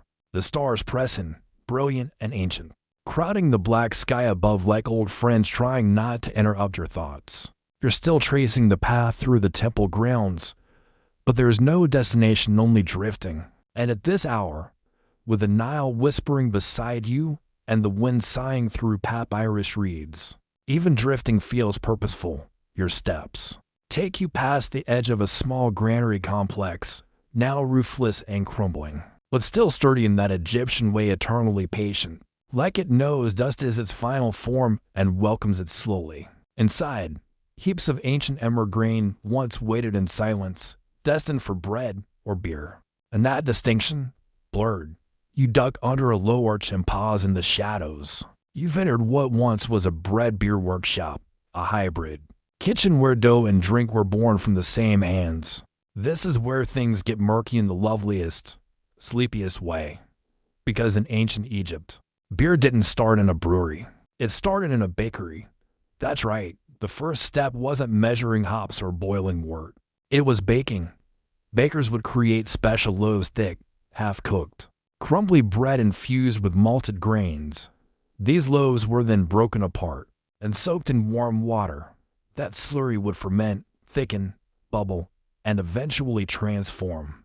The beer was bread, the bread was beer. Even the gods seemed to accept this duality. Offerings listed in temple records often alternate between 7 loaves and 7 jars, as though they knew the difference was mostly academic and, honestly, a little poetic. One fringe theory even suggests the dual-purpose nature of these loaves was symbolic, the cycle of life feeding both the body and the spirit, the solid and the fluid, the day and the night. Historians still argue, naturally, whether this bread-beer process was used universally or only in households and smaller villages. Larger-scale brewing operations, like the one at Abidos, probably had dedicated methods by then. Still, you can't shake the image. A woman in a clay-walled kitchen, kneading dough not for sandwiches, but for a sleepy, soupy drink. Children nearby helping to crumble old loaves into mash. The air warm with yeast and ash and barley dot, and there was artistry in it. These loaves were often shaped with intention, rounded, dome, ridged to allow even soaking. Some were wrapped in leaves, some were scored with symbols. One excavation even found a laughing face loaf, its mouth wide open, baked into a grin. Whether it was a joke or a ritualized charm is unclear. But you kind of love the idea of a brewer with a sense of humor. You lean on the low wall of the workshop, staring at a basin in the corner where mash once sat and frothed under linen cloths. It's dry now, filled with sand and a few errant bird feathers, but once it sang with fermentation. If you listen closely, you can almost hear it fizz, low and slow like a cat's purr. There's a funny contrast here. For something so sacred, beer was astonishingly messy. Brewing wasn't. Delicate, it involved crumbling, mashing, straining, checking temperatures with your hand, trusting your nose more than numbers. It was intuitive. And because every batch was a little different, brewers had to taste constantly, adjust on the fly, adapt. In a way, it was less like science, more like lullaby you kept it going by feel.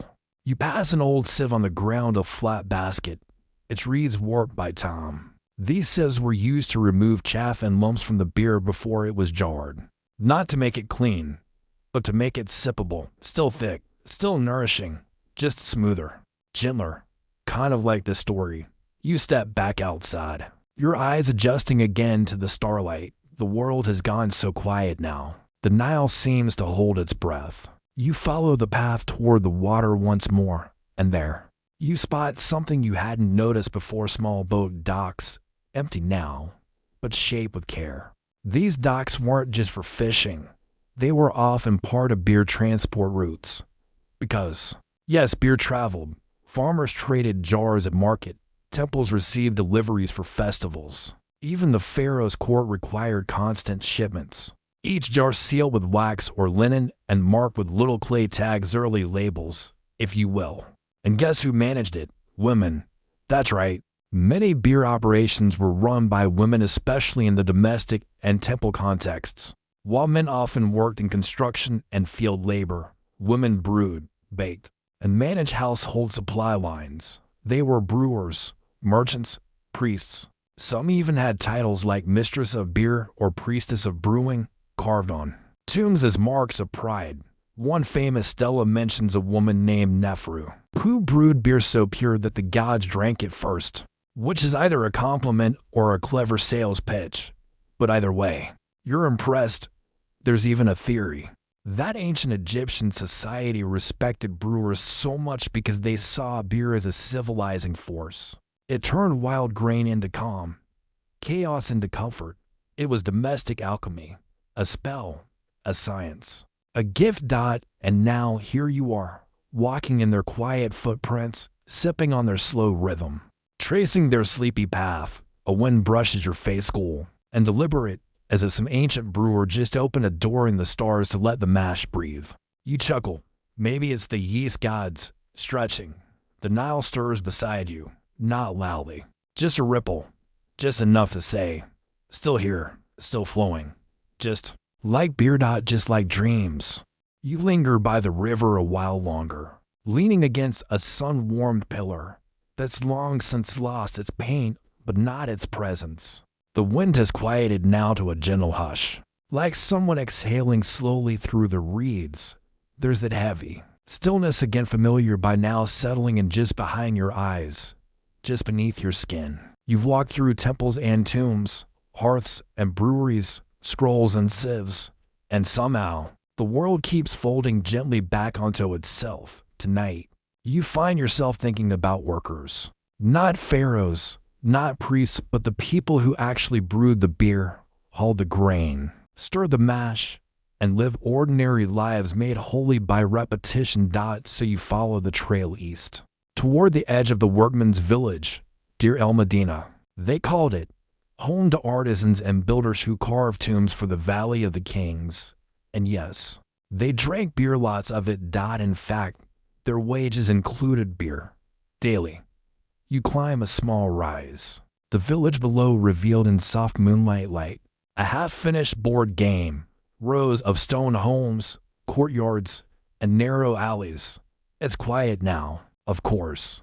The workers long gone, but records left behind tell their story in beautiful detail. Each laborer received a daily ration of grain, bread, and beer, sometimes as much as 4 liters per day. Not all of it for drinking, of course. Some was cooked, some shared. But beer was their right, a sacred provision, a recognition of effort and skill. You stop beside a tiny courtyard, maybe 4 paces wide, with low benches carved into the wall. A brewing jar still rests on its side. Nearby, a slanted stone table likely used for grinding grain. You pressure, hand to it cool and dusty, and think about the women who worked here. Yes, women brewed the beer. Even in Deir el Medina, wives and daughters, sisters and mothers, tending the jars while their husbands chipped away at eternity in royal tombs. These women made the village run. One of the best preserved records from the site includes an attendance log from a scribe, listing why workers missed shifts. The excuses include nursing wife, sick child, and brewing beer. It's also wonderfully human. Someone missed a day of carving because they were helping stir a vat of fermenting barley, and no one seemed mad about it. Historians still argue whether this daily beer ration was more ceremonial than practical, or if the quantity was exaggerated over time in scribal copies. But the jars found on site tell a simpler story. People here were thirsty, and beer was how they quenched more than just their thirst. It nourished, it bonded, it paced their lives.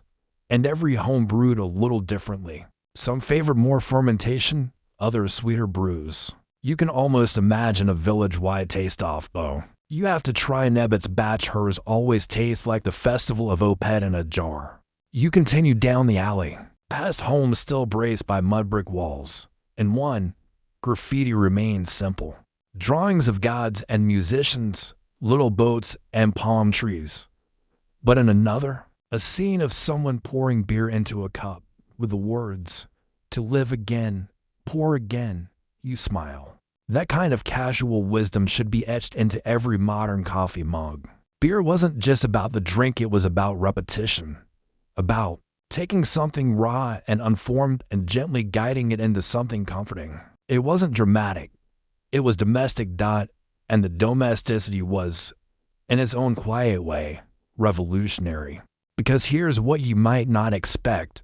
Beer gave power to the powerless. In a world of rigid classes and divine order, beer belonged to everyone. Pharaoh and farmer, priest and porter, young wife and weary stonemason. There wasn't a version of life that didn't include it, even in death.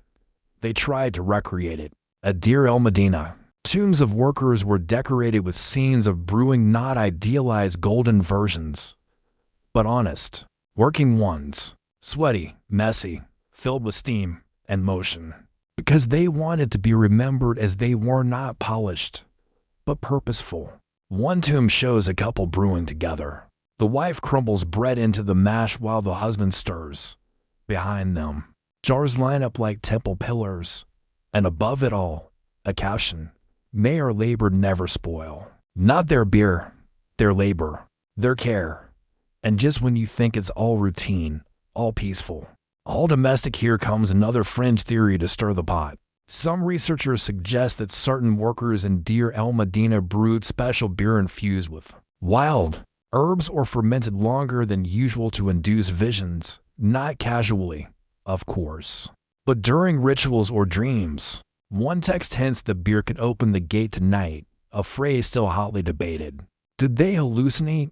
Did they dream more vividly? Was it ritual exaggeration or honest psychedelic experience? You sit on a stone bench and consider the possibilities that maybe the workers drank after carving scenes of the gods all day. Maybe they sat under the stars, sipping slowly, letting their minds drift toward the realm they just spent hours chiseling. Maybe their dreams weren't so different from the lives they painted, filled with boats and jackals and songs and stars. And maybe, for just a moment, beer became the boat between worlds. You feel the bench cool beneath you, the stones seeping, warm from your skin. Above, the stars are unchanged. The same stars they looked at when the jars cooled, when the mash bubbled, when their hands ached from stirring and grinding and lifting. The same stars they slept under, bellies full, hearts tired. Beer jars sealed and ready for tomorrow. You sit quietly now. The night wrapped around you like linen. The wind has gone still. Even the river seems to hush in reverence. And you understand. They weren't just brewing to live. They were brewing to rest, to restore, to remember. You rise slowly from the stone bench, joints creaking, a little weather from your body, or just the echo of imagined centuries pressing down. Who knows? The village behind you rests in silence, though in your mind, it's still alive. Children laughing, jars clinking, mash bubbling in open pots while a sleepy dog dozes in the doorway. You step gently back onto the path, now more a suggestion than a road, worn by memory rather than footfall. The horizon still glows faintly, the edge of the desert holding on to moonlight like a last sip of something warm. You're heading toward a place that exists more in spirit than in stone, a forgotten middle ground, where beer cross not just social lines, but spiritual ones. Because next, it's time to talk about gods. You already know Hathor. Of course, she's everywhere in this story, goddess of love, dance, beauty, and, of course, beer. But she wasn't alone. Beer in ancient Egypt wasn't just sacred to one deity. It was a divine group project. Take Tenenet, for example, a lesser-known goddess whose name translates loosely to Lady of Beer. She appears mostly in magical spells and household rituals. A quiet deity, really. No major temples. No giant statues, but she shows up in inscriptions, word counts on walls near kitchens and breweries, in prayers whispered at dusk. And then there's Renenet, goddess of harvest and nourishment, sometimes called she who rears. In certain households, brewers would offer her the first splash of a new batch, pouring it onto the ground with a murmured thanks. She was the reason the grain grew, the reason it malted just right, the reason the yeast didn't turn traitor. Historians still argue whether these deities represented different regions or merge identities over time. Some claim Tenenet and Renenet were the same goddess, divided by dialect and scribal preference. Others think their roles were distinct, one for the process, the other for the result. Like the brewer and the taster, the grain and the glass. Fringe theory time? Glad you asked. One recent interpretation suggests that these goddesses were more than symbolic. They were modeled after real women, not literally deified, but elevated through generations of oral history. Their brewing skill so respected that they eventually took on divine traits. In short, maybe the gods didn't create beer. Maybe beer created the gods. You reach a raised platform, now stone steps leading to what remains of a shrine. No roof. Barely any walls, but the offering table is still intact, and someone recent or long ago, it's impossible to tell, has left a small jar on top. It's empty, of course, or nearly so. You tip it, and a faint scent of date honey and toasted grain rises to meet you. You place it back carefully, a quiet nod to whoever made the offering, Because here's the thing, Egyptian religion wasn't loud. Not always. It had its grandeur temple festivals, gilded statues, mile-long processions, but it was also stunningly intimate. People left beer for their ancestors, for gods, for spirits. They poured libations not as grand gestures, but as part of daily rhythm. A cup at dawn, a sip before sleep, not to beg for favor but to maintain harmony. Maya. They called it the cosmic balance, the sacred equilibrium of order and peace. And beer. Beer was a lubricant for Matt. Social, spiritual, literal. When the world felt too sharp, too dry, to allow beer soften it, you begin descending the other side of the shrine, following a slope that leads to the edge of a grove. The air here smells different, earthier, sweeter. Figs, maybe acacia. Somewhere, someone planted something once. You can almost see them now, farmers turning soil under the gaze of the gods, stopping to rest with a jar of brew under a shade tree. They didn't need cathedrals. They had gardens. You settle under one such tree, the trunk warm against your back.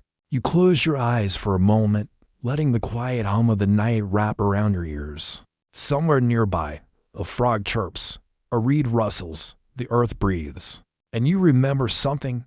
Ancient Egyptians believed the afterlife was a perfected version of this life, not clouds and harps, not endless sermons, but farming that never failed, bread that never spoiled, beer that never soured. In the field of reeds, their name for the afterlife, you had your home again, your work again, your favorite foods, your loved ones, your beer. They imagined eternity not as escape, but as return, and so they brewed for it. Beer was packed into tombs for this very reason. Not because they thought the dead might get thirsty, though that too, but because the act of brewing had become a spiritual memory, a symbol of continuity, of rhythm, of life carried forward. In one tomb, a jar was found with a label that simply read, "The Good Batch." That's it. No grand claims, no divine decree, just a quiet confidence that what they'd made mattered, that it would be remembered, that it would taste the same wherever they went. You smile. It's humble, human, hopeful. You stand again, brushing dust from your clothes. The fig tree swayed gently above you, casting dappled shadows on the path. You start walking once more, past groves and half-buried walls, your pace slow, your breath even, and you realize something. Beer wasn't just a drink, it was a memory engine, a ritual, a calendar, a prayer. It marked time, it mended wounds, it welcomed guests, it honored the dead, and maybe, just maybe it still does. The stars are starting to shift now, subtle, slow, as if even the heavens are brewing something.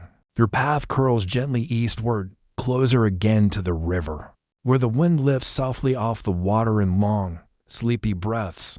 You move through tall grasses that whisper against your legs, past more crumbling walls. Their bricks melted slightly at the corners like butter left too long in the sun. Time here doesn't erase so much as soften. And tonight, the story softens too. Turning now to the personal, the homespun, the hearthbound, the everyday uses of beer that never made it on temple walls but shaped entire generations. Nonetheless, let's start with the medicine cabinet. Because yes, ancient Egyptians used beer as medicine. Not in the drink until you forget the pain since though that happened to, but in real, intentional, urban-fused formulations. Beer was the base for hundreds of remedies. Think of it as the ancient world smoothie. You'd crush ingredients, plants, minerals, sometimes frankly terrifying substances, and blend them with beer to make them palatable. One particularly charming recipe involved date beer mixed with crushed garlic and powdered carob pods to cool the blood and sweeten the breath. Tastes questionable, sounds kind of effective. Probably cleared out your sinuses in under 10 seconds. Another medical text describes a beer of saffron and fig, recommended for stomach troubles and melancholy. Imagine lying on a woven mat, feverish and miserable, while someone gently ladles warm, herbal beer into your hands, murmuring about the goddess Tenenet watching over your gut. you probably wouldn't care about the taste, you'd just feel seen. Historians still argue whether these beer-based cures were chemically effective or just comforting placebos wrapped in ritual. Some scholars insist the alcohol and fermentation processes had antimicrobial benefits. Others think the key was belief. And honestly, that debate feels a little moot when you picture a sick child being rocked gently to sleep with a barley-scented cloth on their forehead. Because comfort is medicine, too. You walk now past a half-sunken hut, just a few bricks and a leaning post. Really, but you stop. Not because of its grandeur, but because of the worn, circular hollow in the floor.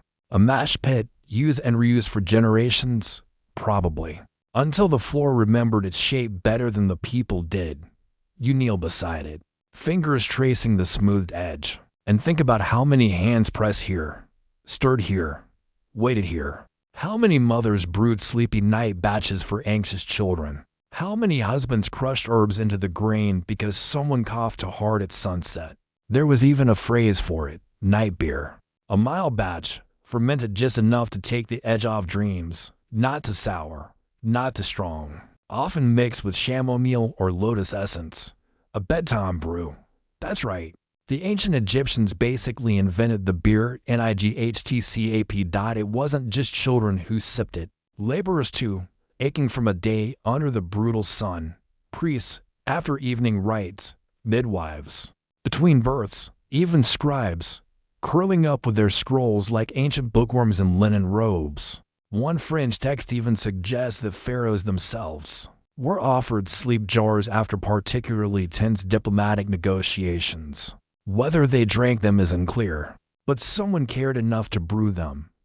And here's the kicker, beer was often consumed warm. Yes, warm. This wasn't the chilled lager you pull from a fridge after mowing your lawn. Egyptian beer was thick, porridgey, gently effervescent, and usually served at whatever temperature the room happened to be, which, considering the desert climate, often meant pretty toasty. Still, it suited the rituals. A warm cup of grain and yeast and honeyed herbs felt like a meal, a comfort, a potion.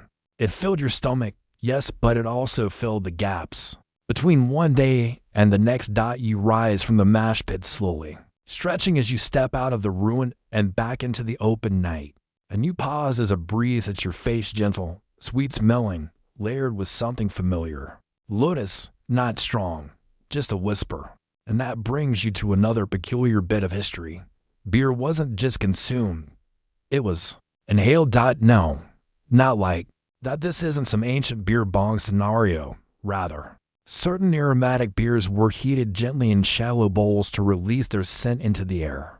During rituals or lullabies, you'd sip a little, then set the rest by a brazier, letting the fragrance steep the room like incense. Some texts even describe placing lotus petals directly into the mash to enhance the aroma. During fermentation. One particularly poetic inscription says, "The beer sang in scent before it touched the tongue. Let the one rock you gently to sleep.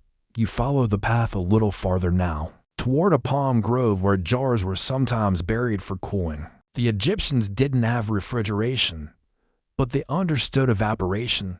They'd wrap jars in damp cloth, place them in sand, and let the wind do its quiet work. Beer stayed cool enough to soothe, especially at night. And they didn't drink alone. Beer was often shared, not poured into mugs or glasses, but sipped communally from large jars through long reed straws. Groups would gather around a single pot, family, friends, neighbors leaning in, heads close. Conversation hushed. Imagine that your bedtime drink being a group ritual, not a solitary indulgence, but a social lullaby. Shared silence, shared sips, and yes, sometimes those jars had lids sculpted like hippos or birds. Because even your sleepy straw sipper deserved a little flair. So you rest now, reclining against the base of a palm tree, looking up through its slow swishing fronds at the stars above. The wind is steady. The river hums on, and somewhere far off, maybe even in another time, another night, someone else leans back, sleepy-eyed, lotus-scented, barley-breathed, drifting gently into the same story you are now Not alone. Never alone. You stretch your legs gently, still nestled against the palm tree's trunk, and let your head tilt back until the stars double once in the sky, once behind your eyes. It's a little like being drunk on history itself, or maybe it's just the long, warm thread of the story curling into your limbs like steam. The air smells of clay and old sweetness now, the kind of scent that only comes from jars sealed thousands of nights ago. Open once more in the imagination, because now, finally, you're ready to visit the tombs. Yes. You've wandered temple courtyards, bakeries, village kitchens. You've heard the beer bubble, watched it steam, seen it sipped in song and silence. But all of that was in service of what came after. Because in Egypt, life was a dress rehearsal for death, and beer was packed for the journey. You walk now toward the necropolis, quiet and expansive. The city of the dead. The sand here feels softer, looser beneath your feet, as if out of respect. Even the wind hushes its step. You pass the smaller tombs. First mud brick and humble, their carvings faded, their offerings long gone to time or tourists. Still, the spirits feel close, warm, maybe even amused at your late-night visit. Maybe they're raising a spiritual jar in your direction right now. And here's the thing. When an ancient Egyptian died, their tomb was packed with everything they might need in the field of reeds, their imagined paradise: tools, clothes, games, favorite furniture, and yes, beer. But it wasn't just, hey, toss in a jug. No, it was intentional, curated, symbolic. Some tombs included multiple types of beer: mild beer, strong beer, sweet beer, festival beer. A beer for every mood, every moment, just in case. Some jars were inscribed, others painted. One even had a warning etched around the rim: do not break seal unless on the journey. That's right, ancient beer Tupperware. You come upon a small chef tomb now open to the stars, its edges worn, but its spirit sharp inside. You imagine the burial chamber, low ceilings, painted walls, and in one corner, a ceramic vessel sealed with pitch, still intact, still full, still waiting. Archaeologists have found jars like this, sealed so well that, upon opening, they could still detect traces of set grains, herbs, even fruit. Some had residue clinging to the bottom, sticky with fermented time.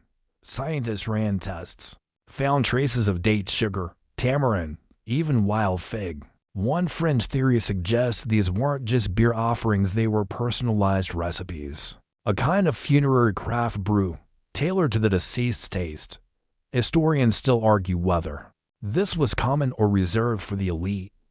But even humble graves show evidence of beer. Even those with no room for elaborate stone carvings still made space for a jar. Because you couldn't cross into the next world thirsty. You move further into the necropolis. The landscape now filled with larger monuments, tombs of nobility and priesthood. One in particular draws your eye. The entrance is guarded by twin statues, weathered but proud. Inside, scenes are still vivid. Rows of workers pouring grain, lighting fires, stirring vats, and in the center a depiction of the deceased seated, holding a drinking straw, sipping calmly from a large jar. Not wine, not water. Beer. This was the dream. Not immortality as thunderbolt or flame, but as contentment, continuity. A peaceful drink with friends by your side and lotus blooming on the breeze. You lean on a nearby pillar and close your eyes. Just for a moment, the carvings behind your back buzz faintly with imagined sound, chants, laughter, clink of pottery. A party that never ends.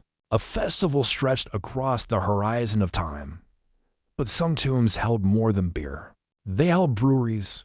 That's right, entire brewing scenes were painted or carved inside tomb walls. Workers kneading dough, pouring mash, straining liquid through cloth. It wasn't decorative. It was instructive. A blueprint for the next life. One tomb, belonging to a man named Knumhotep, includes a full beer production cycle and sequence, each panel labeled, each action recorded. Historians believe these weren't just murals.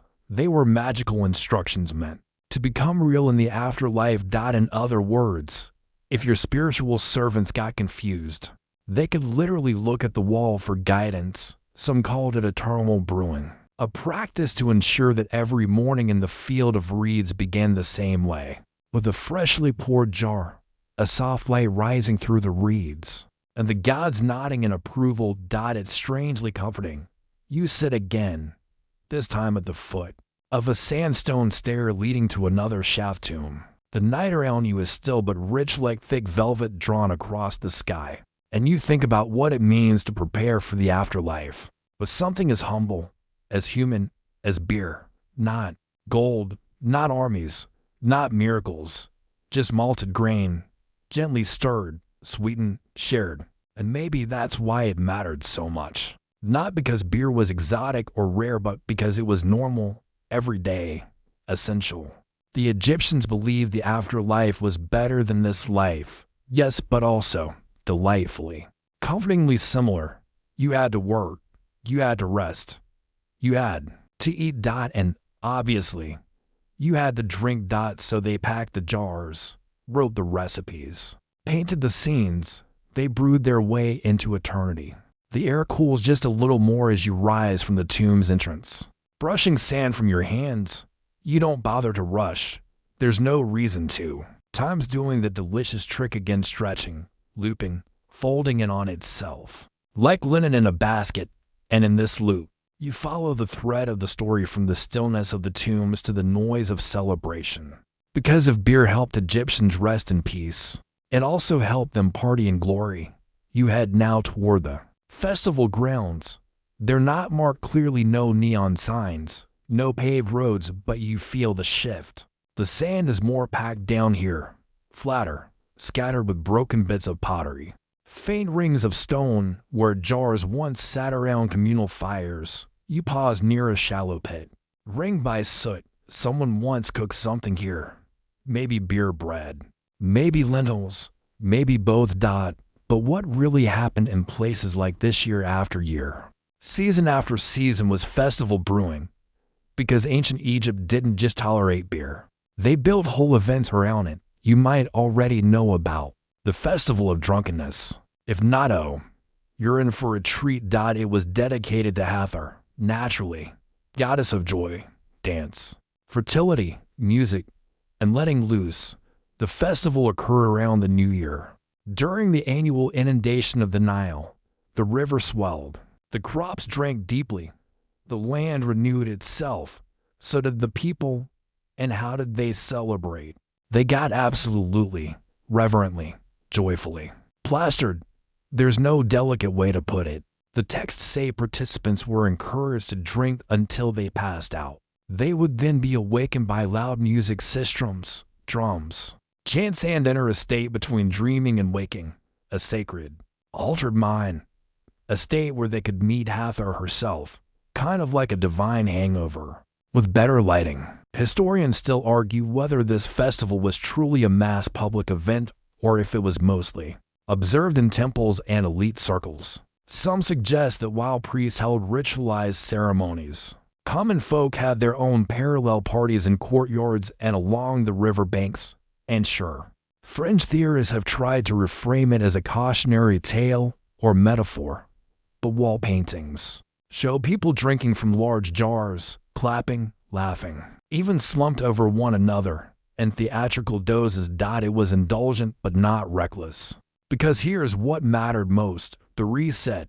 Egyptian festivals weren't about chaos. They were about balance. After a year of order and restraint, the people needed release. Not just emotionally, but cosmically. Drunkenness was part of the balance between joy and solemnity, between structure and surrender. So yes, they drank. But they drank with purpose. You stroll now past the ghostly outline of a temple compound. The columns are broken, but their shadows remain, and you can almost see it, the great courtyard filled with dancers, their linen robes spinning in the night, the glint of copper bracelets, the scent of lotus and fermented dates in the air. Beer jars stacked like offering towers, music rolling in waves like the river itself. And at the center of it all, Hathor's statue carried on a golden bark, her face serene, her crown of cow horns gleaming under oil lamps. She smiles, not like a queen, like someone who's in on the joke, like someone who knows the real power isn't in lightning bolts or royal decrees. It's in joy. And the clink of a jar passed from hand to hand. And a warm sip that says, "We made it." You move on, deeper into the festival site. A cluster of stones ahead suggests another gathering space, maybe a tavern, maybe just a well-used corner of the courtyard. This is where things get fun. Because Egypt had public drinking spaces. Not taverns in the modern sense, no stools, no neon signs, no beer of the week chalkboards, but open-air gathering places where people came to drink, talk, argue, flirt, mourn, plot, or simply sit in silence beside each other. Some even had games boards carved into stone, pieces made from bone or wood, Senate, mostly. A kind of proto-chess meets shoots and ladders. Winners got bragging rights. Losers bought the next round, presumably. There's a papyrus fragment that mentions a man named Pakeru getting into an argument with a stranger over spilled beer. A single line reads, "He slurred his words, so I knew his jar was deep." You can't help but laugh. Even in ancient Egypt, someone had too much and got a little mouthy. Human nature, eternal. But also these moments mattered. Beer was how the community touched base. A softener for disagreements, a toast to new deals, a comfort for bad news. A way to say "I see you" without saying anything at all. And maybe, most importantly, beer was how the seasons marked time. Each harvest, each flood, each marriage or birth or funeral, all came with jars clinked, poured, raised. Not because it dulled the senses, but because it framed them. You sit again, this time on a low slab of limestone near the edge of the compound. A place where someone might have leaned, hands dusty from work, jar resting beside them. The ground is warm still, the silence almost celebratory. And you realize this wasn't just about getting through life. It was about sharing it. With a jar, with a laugh, with a slightly wobbly hymn to HATHO. They knew how to honor the gods and how to be human, too. You sit a while longer in the aftermath of imagined music, the echo of sistrum still chimming somewhere in your chest. There's something about picturing those festival nights, open air, open jars, open hearts that makes even the quiet feel festive. It's like the laughter is still hiding in the stones, waiting for you to listen just a little longer. But as with all things Egyptian, after the festival comes the function. Because while beer was joy, it was also logistics, ceremony, sure, but also infrastructure, a golden nectar of gods, and a reliable payment method. Yes, beer wasn't just drunk. It was currency. You rise again, this time following a low wall to the edge of an old storehouse, its outline barely there, but enough to suggest a place where something important once lived. You step over a crumbled threshold, where shadows stretch into narrow storage rooms. The air smells faintly of dust and dry stone, but in your mind, it's cool, sweet with grain, and alive with inventory chatter. This is where beer was counted, tracked, stacked. You see, wages in ancient Egypt were often paid not in coins, which didn't exist yet, but in goods. And at the top of the pay scale, bread and beer, laborers at royal construction sites, artisans in tomb workshops, scribes copying temple records, all were given daily rations. Often, 5 loaves and jugs of beer per day. 1 for breakfast, 1 for evening. Sounds biblical, right? But it wasn't symbolic. It was sustenance. And reliable. Some texts show that beer was used to settle debts. Rent a donkey, pay with beer. Borrow tools, leave a jar. Marry someone's daughter. Bring beer, good beer, preferably strong and clear. Historians still argue whether this constituted a full economic system or was more supplementary use where bartering didn't quite cut it. But regardless, beer's value was consistent. You didn't need a banker, you just needed a brewer. And there were plenty. You step into what remains of a granary yard, and it hits you. This was not a small-time operation. The state managed beer distribution at scale, Grain collected as taxes went straight into brewing. Workers were fed from central kitchens. Jars were labeled, sealed, delivered, sometimes transported miles downriver for temple festivals or royal events. They had supply chains. They had procurement officials. They had brewing quotas. One papyrus from the reign of Ramses II includes an order to increase beer for the stoneholders, suggesting a direct correlation between labor output and beer flow. No beer, no pyramid. Simple math. You laugh softly, imagining the first ever office coffee panic but with beer. And it wasn't just laborers. Priests needed beer, too, every day. Temples offered food and drink to the gods, ritual meals, beautifully arranged, symbolically shared. That meant fresh beer. Not just once, several times a day. Gods, apparently, had robust appetites. This required full-time brewing teams. And they weren't amateurs. Temple brewers were highly trained. Some held official titles, chief of fermentation, master of the second mash, and the ever-respectable keeper of the jars.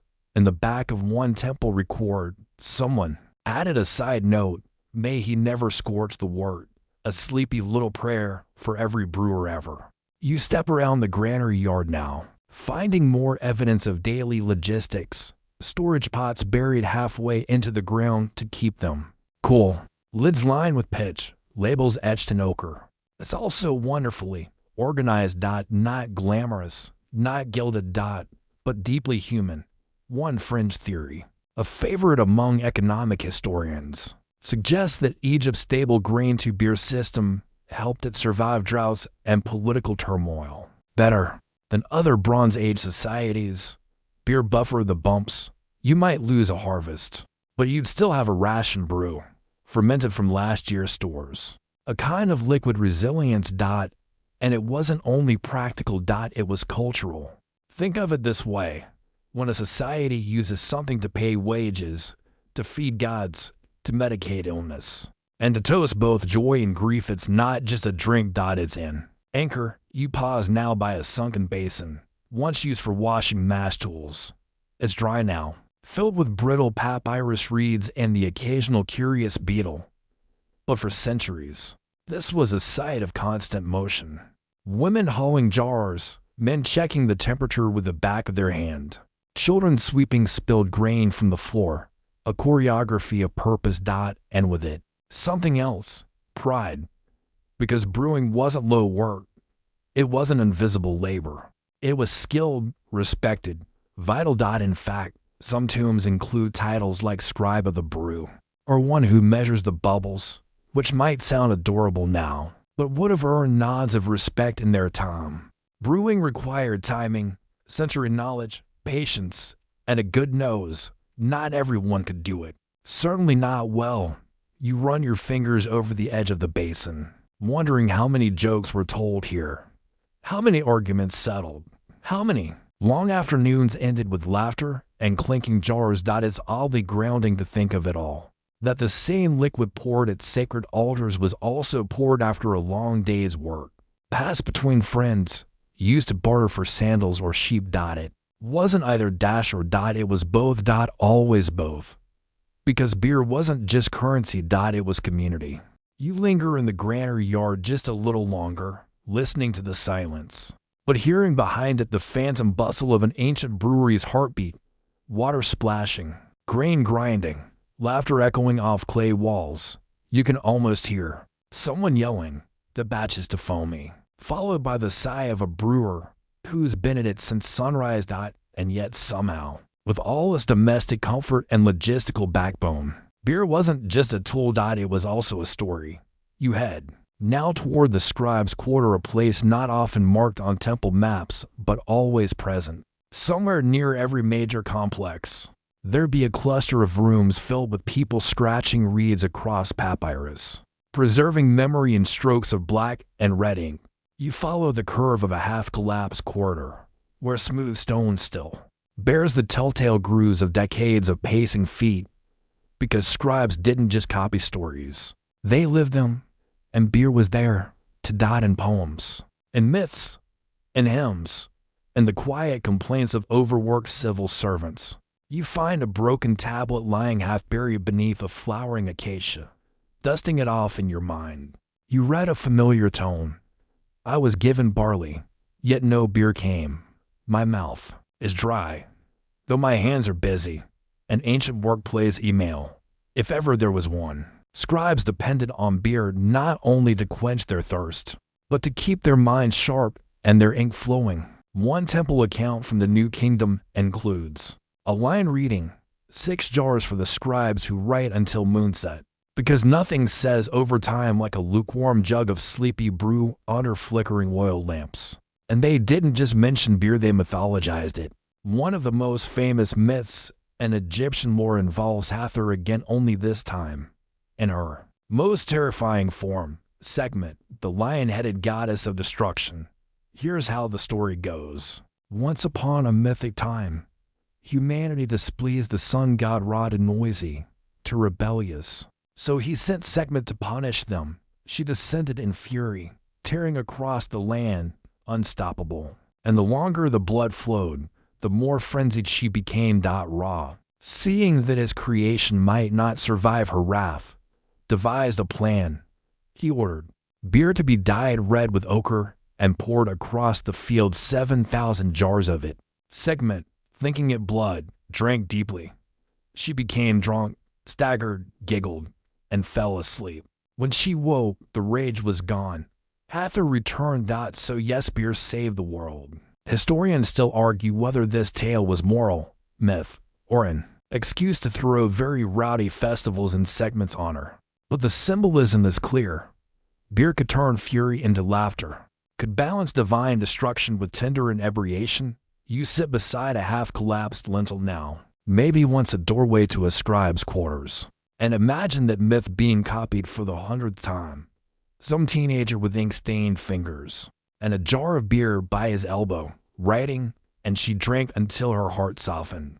You can feel the reverence behind it, the awe, the cheeky grin that surely followed, because the Egyptians understood paradox. They knew their gods were fierce and tender, that life could be tragic and hilarious, that beer could belong in both funerals and feasts.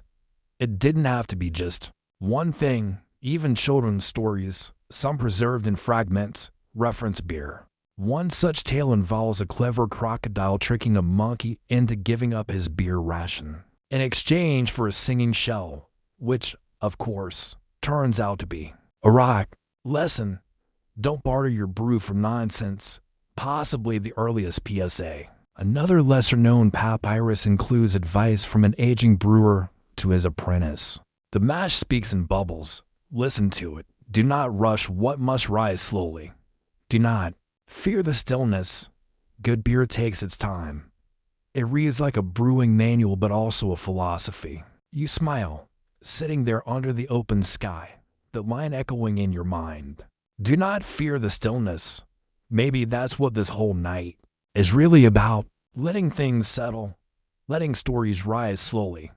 And the beer, too, became story in and of itself. Archaeologists have found dozens of jars marked with phrases like sweet memory, storm tamer, and one particularly intriguing name, Dream Finder. Was that poetic branding? A brewer's pride? A joke among friends? Possibly all three. Some fringe scholars believe beer names reflected the moment it was brewed. So if your day was calm, the batch might be called Quiet Jar. If it rained unexpectedly, maybe Sky Spill. And if someone important came to visit, brewers panic. No one's found that one yet, but we're rooting for it. You rise again, the path dimly lit by starlight, and walk back toward the village edge. There's one more thing to reflect on before we start winding down. How beer helped tell not only stories, but time itself. Because beer wasn't just brewed daily, it was seasonal. Certain ingredients only appeared in certain months, dates, lotus, honey, particular herbs. So, the flavor of your beer was a calendar in a cup.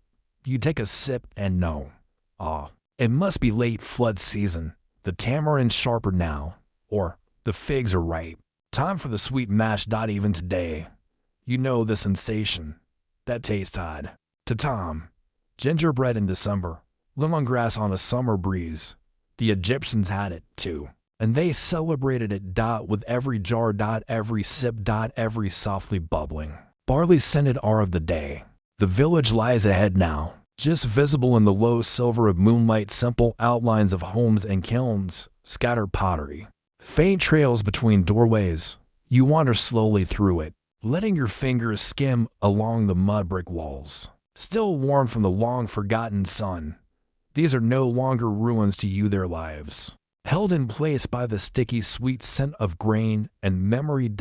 And tonight, we follow the scent again to the women, because behind nearly every jar of beer, in ancient Egypt, behind the brewers' guilds, behind the temple recipes, behind the festival vat stood women, and not just stirring in shadows, but central to the brew. You step into one of the smaller homes now, ducking under a crumbling arch. The interior is close, familiar, low benches, a fire pit, a niche in the wall where jars once lived, each sealed with cloth and twine. And in the corner, a smooth stone slab stained dark from years of grinding, a domestic altar of sorts. This is where beer truly lived, before temples institutionalized it, before the state taxed it, before scribes waxed poetic. Beer was made by women, in kitchens, in courtyards, by hand. For millennia, brewing was women's work, just like baking, just like medicine. It was passed down not through scrolls, but by watching your mother stir the mash just right, listening to your aunt mutter a barley chant as she skimmed off the foam. The brew itself was known as hinked, a word rooted in the verb to be drunk. Yes, but also to gladden, and these women, they were the gladdeners. One famous stela, kind of standing stone inscription, commemorates a woman named Nefer, known in her town not for beauty or wealth, but for having the best beer south of the river. People traveled days for her sweet mash, her secret, fennel, and patience. There's something cozy about that. Imagine being remembered forever, not for conquest, but for comfort. Historians still argue whether women retained control of brewing into the later dynasties, or if men gradually took over as it became more commercial. But in the earliest villages, the evidence is clear. Brewing pots, sieves, and fermentation vessels have been found in nearly every home excavation, always alongside tools used by women. And those pots, though, they had personality, one charming fringe. Theory suggests brewers carved tiny symbols into the base of their jars, a sort of maker's mark. Not letters, but pictures. A bird, a swirl, a palm tree. You knew the swirl jar meant a smooth, sour-sweet blend. The palm tree jar, strong stuff. Drink slow. No one's confirmed it, but enough repeating motifs have been found to make it tempting. You sit on the edge of a stone platform now, where someone once kneaded barley dough between their palms. Maybe her name was Tai. Maybe she sang to the bubbles while her children napped. Maybe she tasted her batch not from a spoon, but from the corner of her mouth, nodding when it felt right. Because brewing, for her, wasn't mystical. It was memory. It was ritual disguised as routine. And the songs, oh, yes, they sang, short chants to keep rhythm, to keep time, to coax the yeast awake. Bubble low, bubble slow, warm the jar, and let it grow. Nothing elaborate, just enough to hold the space, just enough to thread your work with breath and focus.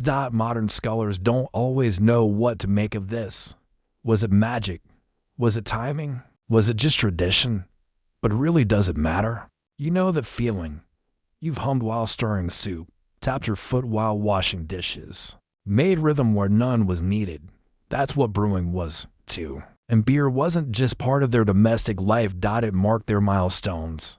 Women brewed for births, for weddings, for the return of travelers, for funerals. One recovered funeral text describes a scene where women gathered in a courtyard, brewing a special, bittersweet blend for the deceased's journey. It included sycamore. Sap sycamores, you might recall, were sacred trees in Egyptian mythology.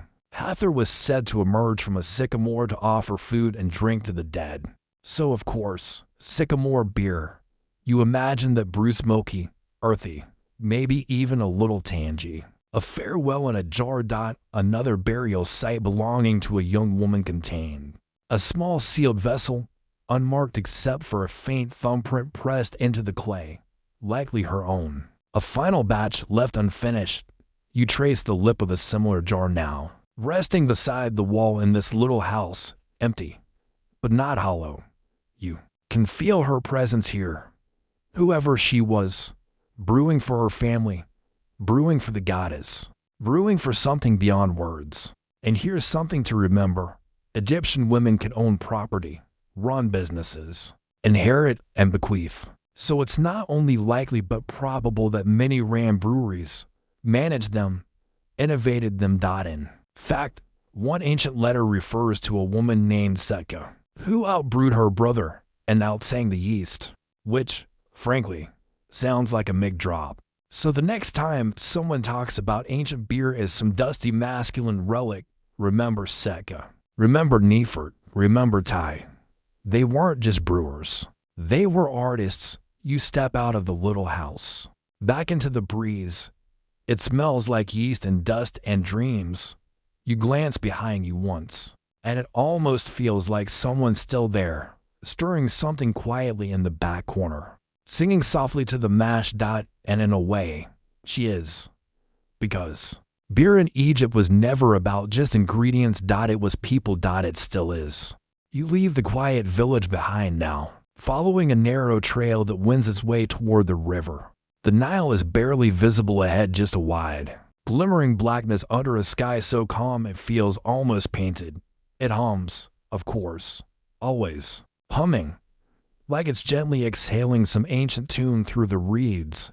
You walk slowly, not just because your limbs are heavy with story, but because the next part asks for reverence. Tonight, you're going to visit the gods, not metaphorically, not through myth or metaphor, but in the form of physical offerings. Real beer, placed with real hands, inside real sanctuaries. You reach the riverbank and find the remains of a pier with long gone, but the stone foundation still solid, jutting out like a forgotten altar. This is where boats would have docked, laden with jars of beer bound for temples, because the gods didn't just accept beer. They expected it. Every major temple had brewing facilities or delivery contracts. Beer was included in daily offerings served fresh at dawn, noon, and dusk. Not a drop wasted, not a schedule missed. And it wasn't casual. It was sacred. You wander up from the water now toward the faint silhouette of a temple ruin. Its pillars collapsed, but the walls still tall enough to cradle when this would have once echoed with chants, flickered with torchlight, smelled of incense and barley mash in equal measure. You step inside, through an arched doorway, where the air thickens. Even in ruin, this place feels holy. And in the center, you imagine it, an offering table, laid daily with bread, meat, vegetables, and jars, always jars. The most common inscription on temple vessels, may you drink and be at peace, a wish, not for power, not for conquest, but for rest. Beer wasn't just nourishment. It was a bridge, a gift of gratitude, a moment of communion. When priests poured beer at the feet of a statue, they weren't just feeding a god. They were saying, "We see you, we honor you. Here is something made with time and care." And what did the gods do with it? Technically, nothing. But symbolically, everything. The priests would later consume what the gods left behind. It was called reversion of offerings, a sacred recycling, if you like. What mattered was the intention, the ritual. One fringe theory suggests that certain gods preferred certain brews. Hathor, of course, like sweet date beer. Osiris, something earthier. Sobek, the crocodile god, a thick, hearty blend you'd need a reed straw to drink. Again, no consensus. But the specificity speaks volumes about how beer was seen not as background noise, but as character. Historians still argue whether these temple beers were consumed only by priests or if they were redistributed to the community after ceremonies. Some evidence suggests festivals included public beer sharing, a kind of divine happy hour. where blessings were quite literally poured. And then there were the high ceremonies at certain times of year, harvest festivals, coronations, or particularly dramatic celestial events. The temple's brewed festival beer. These were larger, more complex batches, infused with herbs, sweeteners, even rare spices like cinnamon or myrrh. One preserved recipe found scrawled in the corner of a priest's notebook describes a beer infused with blue lotus, honey, and wild mint, intended for use during a lunar ritual. The notes end with, "Let it rest beneath stars. Stir not before moonrise." Tell me that's not magical. You move further into the temple's inner sanctum now. The ground rises slightly, the air cooler. Tighter in this most sacred space, the god statue would have stood massive, immovable, unblinking. And before it, the offerings. You kneel, out of instinct more than belief, and picture the moment. Dawnlight filtering through the roof slats. The priest approaches, his linen rustling softly. He places the jar with both hands, bows, steps back. No speech, no fanfare. Just barley, water, time, and trust. And this wasn't an isolated event. There are temple records stretching across generations, dozens, hundreds listing beer offerings with such detail it borders on obsessive. One entry reads, "Third jar phone to soon. Remade, new batch offered before noon." Because even gods, it seems, deserve quality control. The consistency of these rituals is astonishing. Day in, day out, through floods, dynastic shifts, invasions, the beer still came. The jars were still placed. The gods were still fed. You rise slowly now, brushing your hand across the stone. It's cool, slightly damp.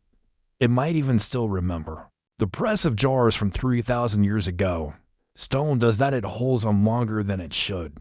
And beer, humble, bubbly, prone to spoiling, found a way to become eternal here. You walk back out into the moonlight, where the breeze picks up again, rustling the palms with a dry whisper. Something has shifted, not dramatically, just enough. Like the story is wrapping the final threads around itself. And as you stand there, you think about what it meant to brew for God. Admit your work mattered. That hands making food were as sacred as hands lifting prayer. That offering comfort was as holy as wielding power. And that a jar of barley and water, fermented with care, could connect the human and the divine more intimately than any golden statue ever could. The breeze from the river trails behind you now as you leave the temple ruins, threading through reeds, wrapping around your ankles like a cat that knows it's time to walk you home. You follow a meandering path lined with small stones and half-buried sherds, tiny remnants of daily life, forgotten pots, and drink long gone. It's almost funny, isn't it? This whole journey spanning tombs and myths, kitchens and festivals. Currency in prayer has been tethered to something as simple, as everyday, as beer. And as you begin to make your way back toward the soft hills beyond the village, a final thought lingers. What happens to the beer? Not the one in your imagined hand, but the one in those sealed jars buried in tombs, offered in temples, passed around by firelight, or painted lovingly on a wall. Does it just vanish? Does the last whiff of barley spirit lift into the desert wine, or does it, somehow, echo, because it seems to have stayed in every excavation?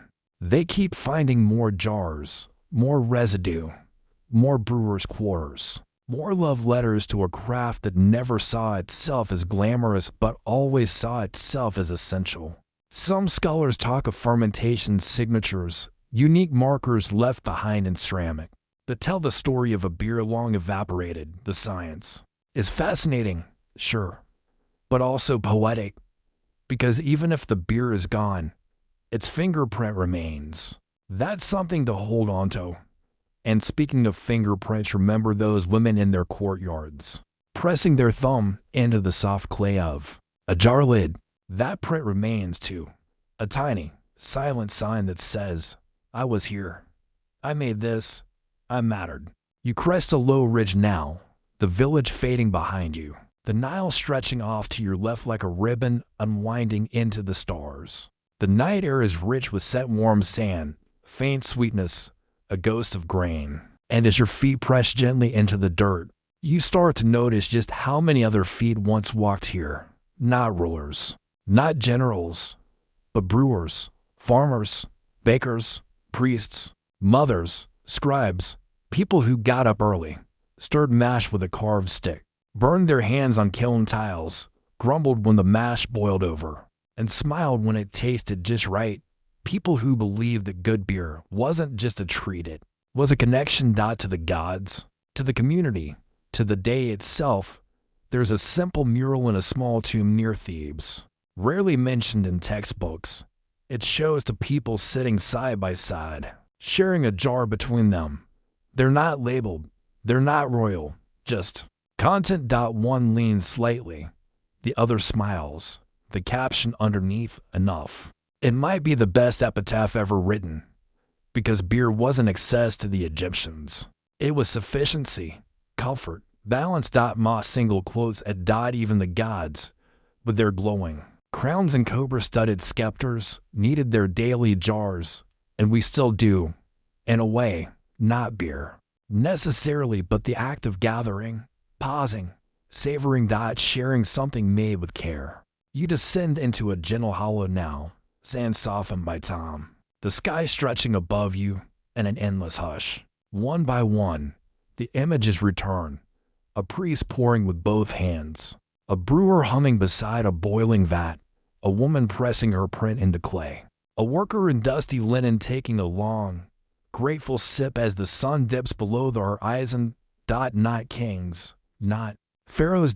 Just people, just you. In another life, you might have stood there too, hair full of flour, cheeks flushed from firelight, hands dusted with barley, brewing something for a festival, or a funeral, or just another long, ordinary, sacred day. And the jar, it would have been warm in your hands, lightly fragrant, maybe a little foamy, but perfect. And you would have lifted it gently to your lips, closed your eyes, and tasted history.